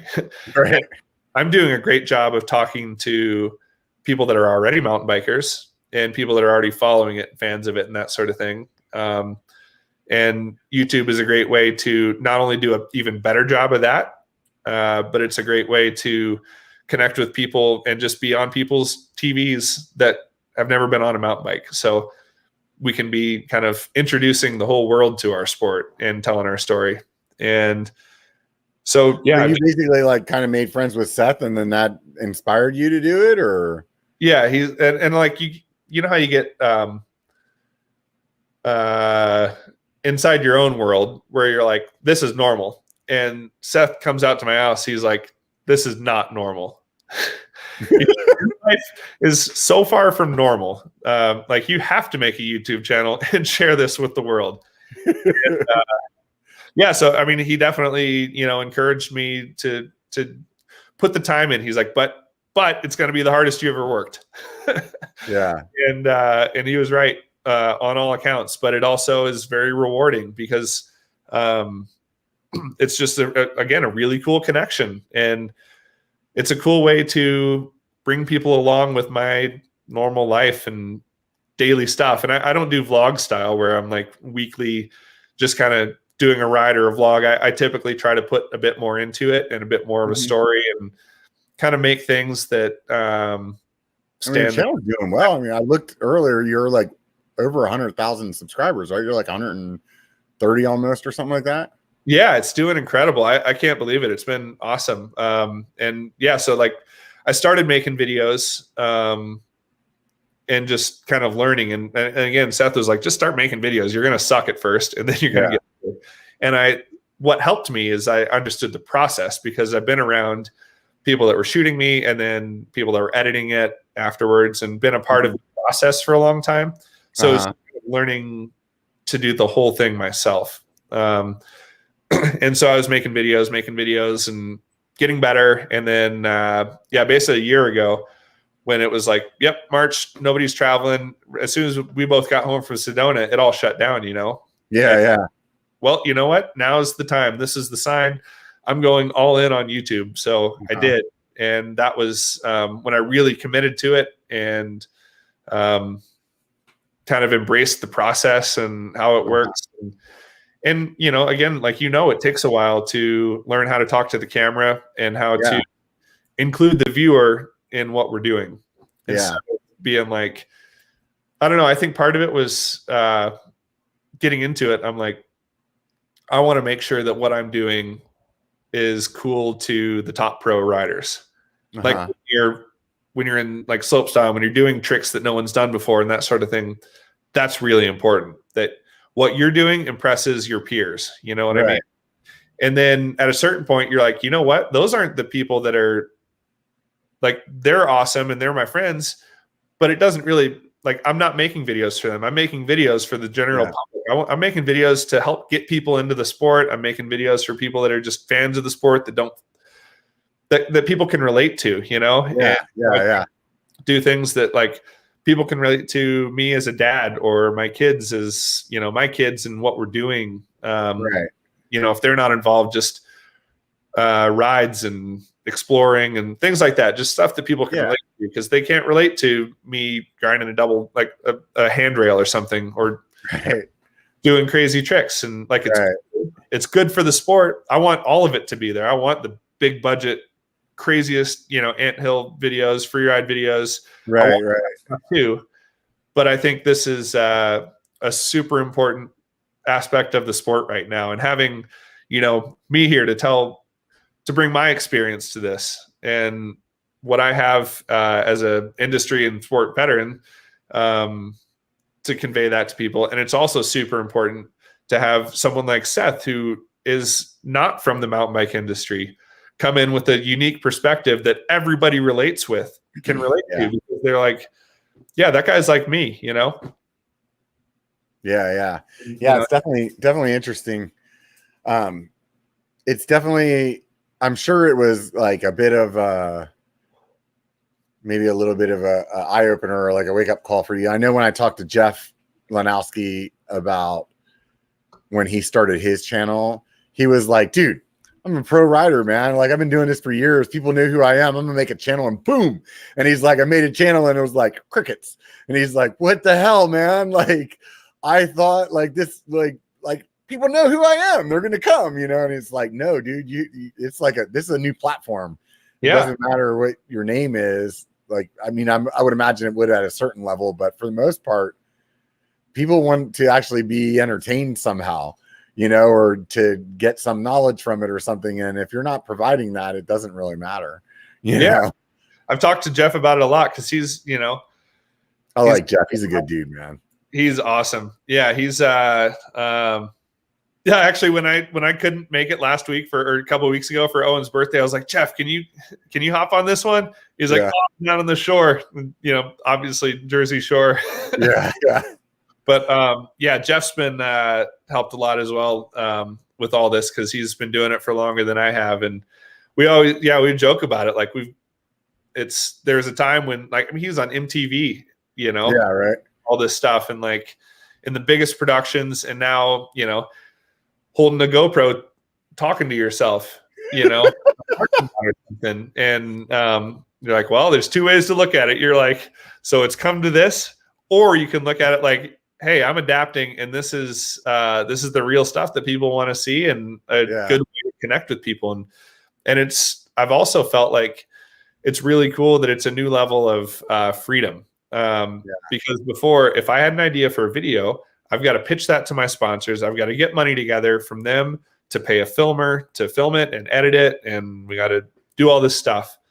And now I'm just like, it'd be cool. And then I just go do it. Right. And it's obviously way harder because I got to do it all myself.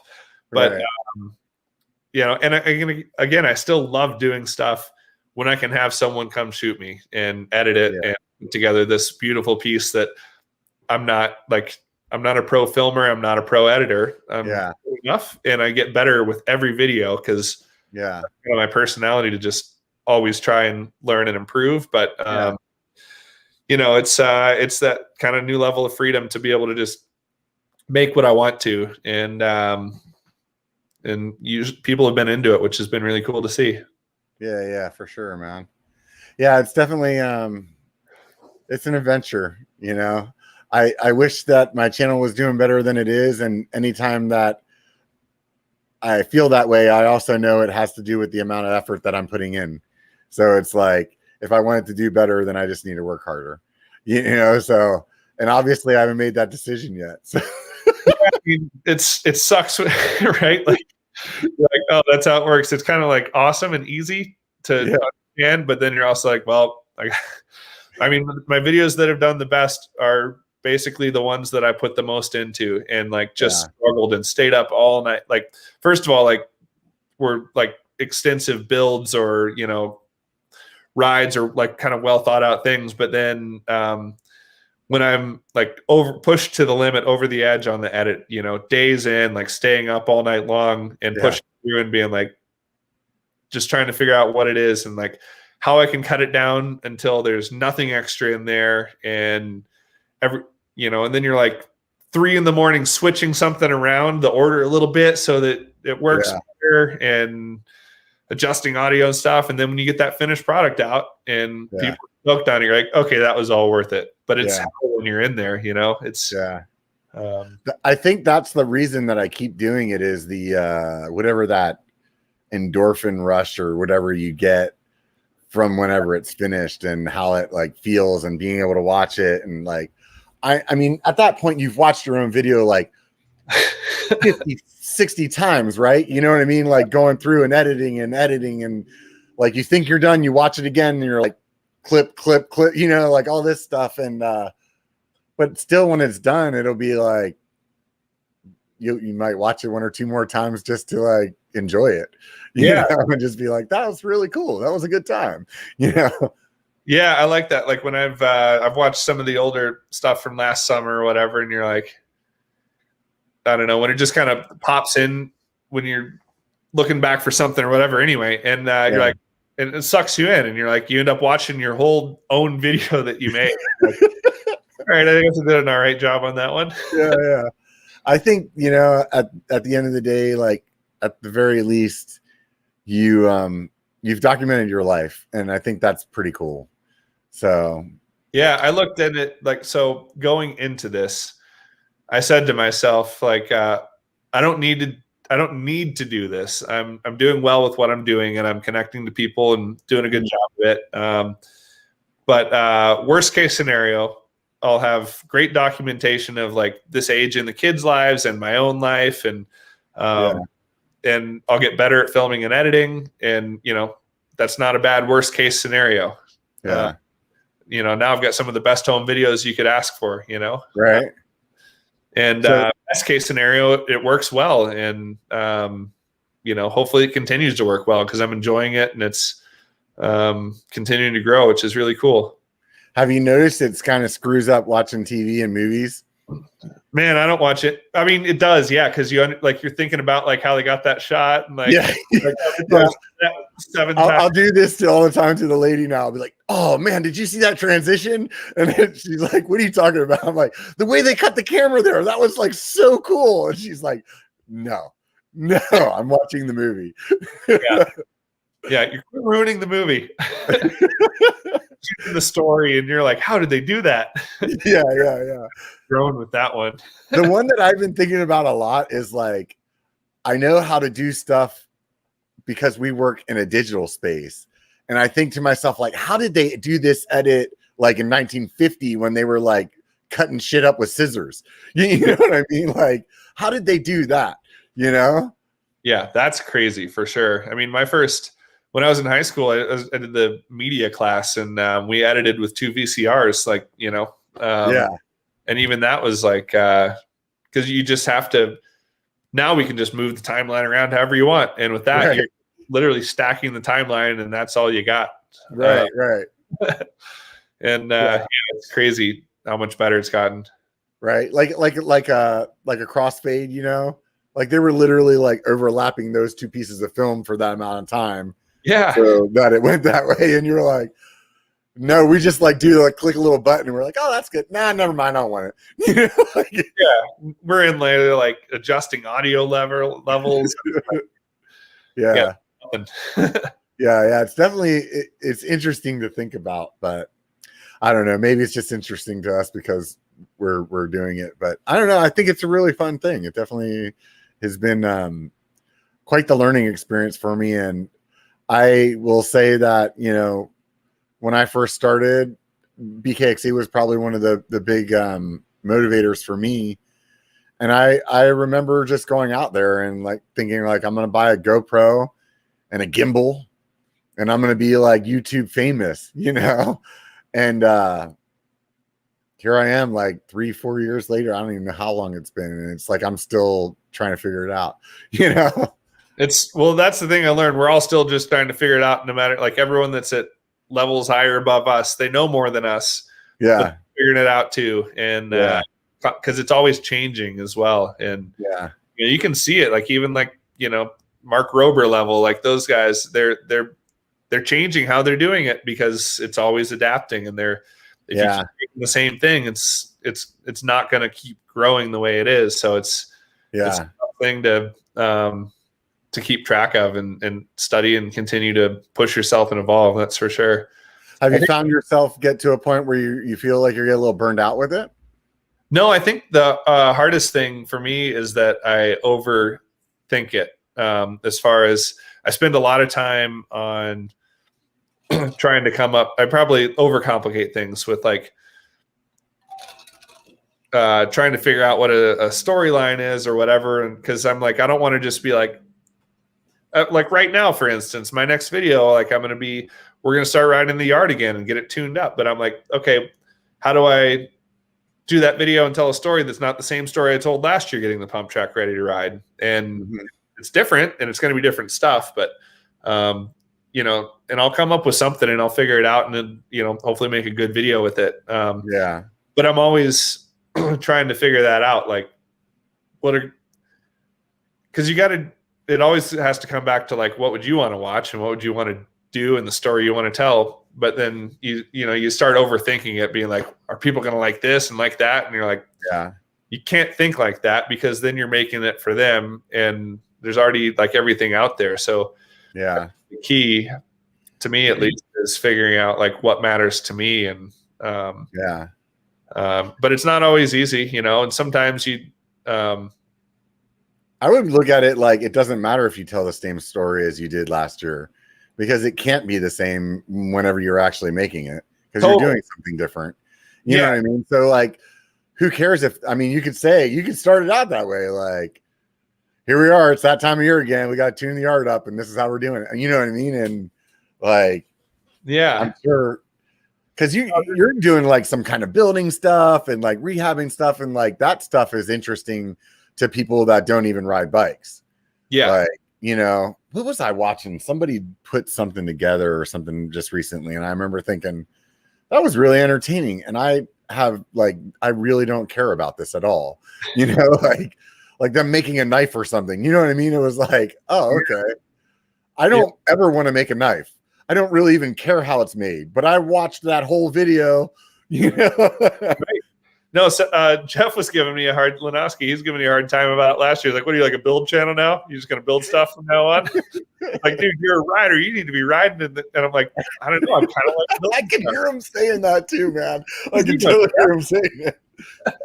Right. And I was like, maybe I am. I don't know. Because I do love building stuff. And so I try to mix it up. I honestly, I think the channel would probably do better if I'd focus on one thing. But I like, this is kind of a look inside my brain and I like doing a whole bunch of different stuff. So I'm kind of the constant in it. And sometimes the kids are in it. Sometimes other friends or pro riders or whatever are in it. But it's kind of all inside my brain and what we're doing. And I'm easily distracted, and I like to do different stuff. I like to ride bikes and snowboard and fish and build stuff with a chainsaw and whatever. So, and I've kind of whole career like that too. Again, like to my benefit and probably detriment, to where like if I had just focused on slopestyle or just focused on even like racing back in the day, and I wasn't dirt jumping all the time in between races, and I was training on a road bike or something, probably would have done better at it. But somehow kind of being decent at a bunch of stuff has always been what's kept me interested and having fun. And I just kind of embrace it now, and I'm like, yeah, I'm pretty good at a bunch of stuff, so I'll just do all that. When you guys bought that house, did you like buy it with the yard in mind? Like you thought you were going to be putting what you have in there then? 100%. So it was, so we had bought this is our second house that we like bought as a family or whatever. We bought our first house, not too far from here, but it was like the, kind of cookie cutter, all the houses in the neighborhood look the same type of place. Yeah, small fenced in yard. And we were like, and I was like, oh, I guess that was all we could afford. And it was in 06 when things were like through the roof like they are now, And I was like, well, I guess I just basically settled for that. And I was like, I guess I'll never have the backyard riding set up, but that's okay because I'm close to this. And, I justified it with all the reasons. And then when the market crashed, we're like $100,000 underwater on this house. Like we can never sell this house. We're screwed. Yeah. And, but whatever, like we could afford our payments because we didn't like go crazy when we signed up for that loan, they're like, we'll give you like, how much do you want to, I don't know if you bought a house then, or if you remember this, but like brokers were like, what do you want to buy? And you're like, well, what can I afford? They're like, no. Yeah. What do you want? Yeah. No, it was totally that way. Oh, you make this much? It doesn't matter. Yeah. And they're like, they're like, you're self-employed. Great. Write down whatever you want. Like, yeah. What do you want to make? You want to make $1 million a year? That's what we'll write down. And, if you could pull it off, great. Like it was a lot of freedom to be able to get what you wanted to. But anyway, we were pretty conservative and still we were underwater. But what happened was market crashed and places like this became more affordable. And one of our best friends, Double D he works for SRAM, was Cannondale before that. He had a place, it was like our next door neighbor at this place where we are now. And he had a pump track back there. So we were always going over riding the pump track, and there's our house next door. It was a log cabin. We're like, that's our dream house. Yeah. And, we just kept on like asking the owners, hey, if you want to sell, we want to buy. And they like tried to list it a couple times, tried to do all this stuff. And we ended up just getting really lucky at the bottom of the market that they were like, all right, let's just get an appraisal and you guys we'll sell it to you at that. And we got really lucky and it was affordable. And so we got this place and rented out the other one and eventually sold it when the market got back up. But into our dream house basically. So that's so cool, man. And it was like, so I'd basically given up on having backyard dirt jumps completely. And then, whatever it was, 6 years after that, after I'd given up on that, here we are, and we got an acre and got a backyard full of jumps and bump track and cool stuff. So when you moved in, you were like, immediately, you're like, just start moving dirt around. Yeah. The first year, I got like the neighbor behind us, it's just open field, and he was moving dirt around for whatever. And I was like, can I buy like 6 loads off you? And he was like, oh, I got a ton. I'll just have him dump them there. So then he like made just 6 loads of dirt into one. I shaped up one landing and built a wood kicker in front of it. And that was part of it, which is now the like kind of the trick step up jump with the retaining wall. And then the following year, Diamondback was having their big dealer event here. And I was like, well, why don't I build out the whole yard? We'll get a bunch more dirt and I'll build, a bunch of like a full jump line around the whole backyard. And then we'll have like take the editors out riding and then finish at the house with the whole team of like slope style guys. And everybody riding with the editors and big barbecue in the backyard jump session. And right. Sure enough, we made it happen. That was Kelly McGarry, helped build it, and pretty awesome thing. So we pulled it all off in like, I don't know, a month and a half or something. Yeah. It's evolved a lot since then, but that was how we got it, basically pulled it off. So we got like, I can't remember the final count, but I don't know, like 70 dump truck loads of dirt back there now. Good Lord. A lot. A lot. Actually, at current lumber prices, a lot of money in wood back there too. It wasn't right when we bought it, but I've been pricing out wood now because I got to resheet the roll in, and stuff's up right now. yeah, everybody's been talking about that. It's funny. That was like that conversation came up twice yesterday between like two different groups of people. It's funny how that is. So, how do you, like, as a parent, like, handle your kids like hitting that big stuff back there and not really like freaking out about it? I'm actually pretty conservative. I've been accused of being captain safety before. And, I'm like, my wife will be like, just let him do like whatever it is, because I've seen so much go down over the years between contests and trips, and like I've seen everyone get hurt doing everything almost that you could possibly have happen. Right. So I'm always paranoid about it. I'm always like, this is going to happen, then that could happen, and then like, yeah. And I'm used to like constantly doing kind of risk management for my own self. Right. And so as a father, I mean, you do that, like automatically with your kids. So that's why I'm like, yeah. So I've been, if anything, the whole time holding them back, but creating opportunities for them to be incrementally more successful as we go. So like small wins all the time. And I don't know, before now Owen was hitting like 40-foot ski jumps today in the ski park. In the terrain park at Park City. And it's just incremental. It's like, you got to put in the reps first on the smaller stuff. And, first it was just riding the sidewalk. Then it was riding a smooth trail. Then it was riding pump track. And then it was hitting jumps on the pump track and kind of tables, and then small doubles, and then bigger tables, and then bigger doubles. And basically really slowly working your way up and putting the reps in. And I think that's a common mistake with mountain bikers and everything. Like, so BMX dirt jumpers, they hit you've seen, like, I know I've been to some trails in Sacramento, like 30-foot steep, tall doubles. I can't remember what they were called, but like BMX dirt jumping is these massive gaps with like no room for error on bikes without suspension and stuff. And they're able to do that because of that. It takes years. You have to learn how to dig. You can't just show up to the trails. Like, you got to dig and build them and be a part of it. So I basically built that into the kids from the beginning, that, you basically earn your way to hitting this.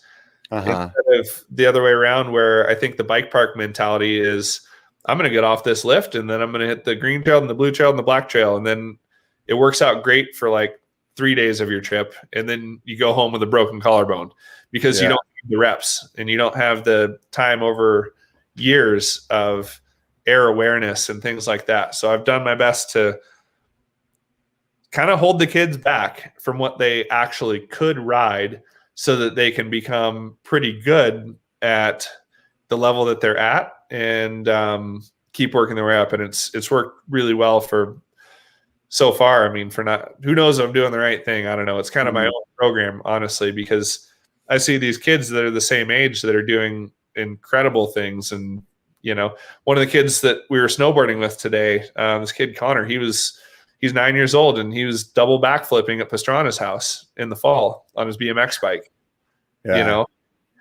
I don't know who's right or who's wrong or whatever. It's awesome to see them do that. But I think my own personal philosophy on it is I would rather have this be a lifelong thing that they're slowly progressing. And I think it's easier too, because I've kind of achieved my dreams of being a pro rider and riding the biggest stuff in the world that I wanted to do. And so there's, and not to say that anyone else is projecting things, but like I've seen it with like, you know, I don't know, soccer dads, BMX dads, whatever, where people are projecting their dreams onto their kids. Yeah, like, I've definitely seen that.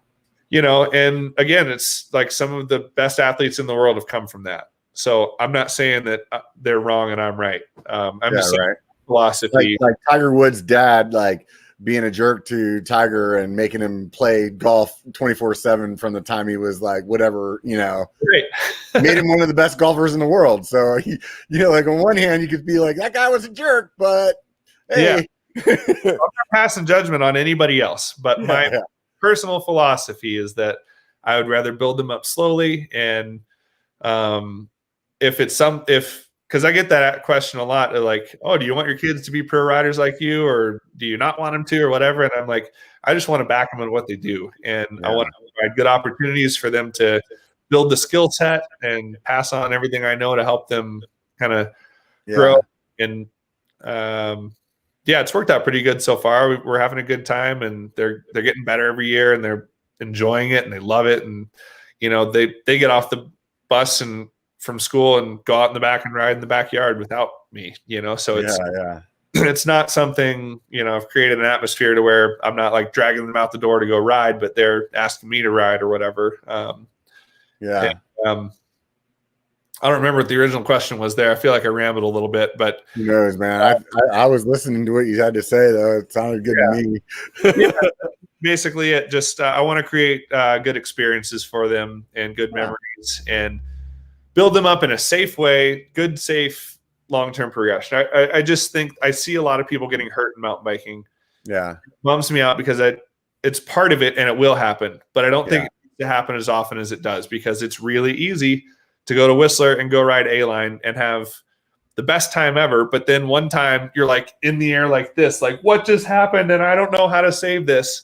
Right. And they're having a great trip until they're like knocked out and broken collarbone or something. And you're you think, you know, the other day I was at the bike park, and I don't go often enough. And every time I go, it makes me like, man, I need to come more.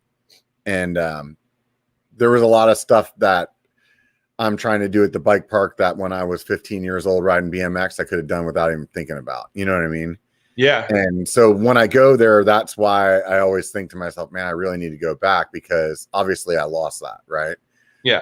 And, but how much do you think like going over those tabletops and learning how to jump those type of, and how you're riding there, how much does that actually play into good, like trail riding? I think a lot. I think pump track riding does too. Maybe it's for my style of riding a trail, but I think after a while, you look at a trail differently. You start to see the rollers and the rocks and the natural rolls of the trail as things you can pump and manual, and corners that aren't a corner, but you can find the traction in it and look for it. So it kind of teaches you to look at the trail a different way. And I mean, it was, the more I started dirt jumping, the more I was also racing cross country at the same time. I would try to see, this is before pump tracks were a thing, but you could go to like a BMX track, which is basically a pump track. Yeah. And I would try to see how long I could stay with other cross country riders in a race without pedaling. Like, if it's, I mean, some tracks you can't do that, but to have features and roots and rocks and rollers and stuff. Yeah. Like, I would just try to hang with people without even pedaling. And, and that was entertaining to me. And so I think it does. And because you're in more control then too, if you're trying to pedal over stuff, or if you're just like, and kind of popping and floating. And I think it does Perry. And the more times you hit a jump, the more you've hit a jump weird and fixed it. And, you know, after you ride enough trail, you're going to find yourself like in that spot, you're like kind of a little sideways, and you're either used to that or you're not used to it. Yeah. Being used to it's good, because then you know how to get out of it without, like, when you're on the trail, knowing how to get out of it is a good place to learn, or to get out of it. Right. It's not a good place to learn to how to get out of it though. Like when you're at the bike park, you got like nowhere that you're gonna like smash your ribs on this rock or that or whatever. So if you do screw up, you know, the consequences are lower. So yeah, I see what you're saying there for sure. Yeah, that makes sense. You know, it's funny you were talking about the no pedaling thing too. One of my friends recently, there's this run that a lot of us do just to see how fast we can get, right? Yeah. And he was like, at a certain point, he's like, okay, we're fast as hell. Like, what are we trying to get faster at, you know, at this point, you know? And I'm at that point too. And he's like, you know, what we started doing is we go to the top and now you can't pedal at all. And you got to get to the bottom. And there's a couple of spots where there's some like little punchy uphill. Like right now in my head, I'm thinking, how the hell am I going to do this? And he's like, dude, you learn how to carry your speed so well and like pump every little divot or whatever to be able to get your bike over that. And he's like, it's like a whole new trail. And it's just like, by not pedaling. You think about cornering too. Like, how do you hold your speed through this corner? And where do you brake? Because you can't pedal out of it. Yeah. He was saying like they'll all line up at the top. And when they start, you'll know as soon as somebody tapped their brake because everybody else is just, you know, and it's just like they just tapped it for a second, you know, and that was it. Yeah, Whistler did that for a while with they had like locals like Tuesday night brakeless races or something like that. And I think it was they probably moved it around, but like Beeline Trail or whatever. And where you like you take your chain off and race. That sounds super fun, man. Or it's not rider. Yeah, right. It's been 2 hours, man. It's been awesome chatting with you. I really appreciate that you took the time to meet up with me and that we could have this conversation. I usually ask people before they go what other YouTube channels they like to watch because it's entertaining to me, whether or not it's mountain biking or some guy building a knife or something. What do you like? What do you like watching? Yeah, man, I don't have time to watch that much stuff. What do I watch though? I've been my friend Aaron Lucy just started a new channel. He's I've been on been on a lot of film trips with him over the years, and he was a pro trials rider with Lenoski a long time ago. Oh, cool. Yeah, he just started a YouTube channel, just rented a whole warehouse. Like he's going all in. Oh yeah, he's doing like trials content, which is that's cool. I just got a new trials bike, and what else do I end up watching on YouTube? I watch a lot of funny stuff. I watch a lot of stand-up comedians. Yeah. Who you like watching? Oh, I love like any of the Chappelle stuff. He's good. I like older stuff too. I'm a big Bill Burr fan as well. And, right on. We got the same sense of humor then. Yeah, that cracks me up. Totally. Bert Kreischer. Oh my God, Bert Kreischer's awesome. That whole crew is, and I like. I'm not a huge Rogan fan, but I like I watch like selected ones with people that I'm really into, like with good stand-up comedians or like climbers or whatever. His stand-up is really good too, though. He's really funny. Super good. I can't like he puts out like 3 hours a day of stuff. Like I'm not like that level with him, but what I think is cool that I take from it is the commitment to the craft of it. You know how he talks about like the just kind of studying it and getting better at what you're doing. And so that's, that's what I've been trying to do with YouTube and kind of study the people that are better than me, Yeah, for sure, man. But yeah, I just, I wish I had more time to watch stuff, honestly. With kids. I know when I first got into YouTube, before that, I was a content, like somebody that was watching it, and I watched everybody's stuff. Yeah. And now it's like, I subscribe to all of our friends, and I watch them sometimes. No, definitely, I'm always stoked to see what Seth comes out with Alex, with Single Track Sampler and EXC and like all the, Seth, the other backyard trail builds. I think it's so cool that he's just this kid in Missouri building stuff in his yard, Have you seen his channel? Yeah, he sucked me in a couple weeks ago. I never really watched this stuff. I heard a bunch of people talking about it. And then I watched one where he like built something with like no nails and he just put it all together. I was like, what? This Yeah. is crazy. Yeah.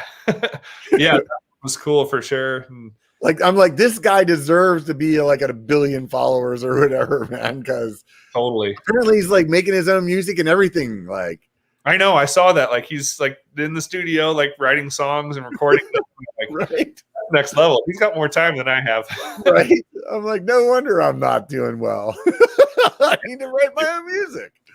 Well, anyways, dude, I really appreciate you coming hanging out with me and everybody on the channel here live, and all of those of you that are listening on the podcast. Thanks for tuning in as well, everybody.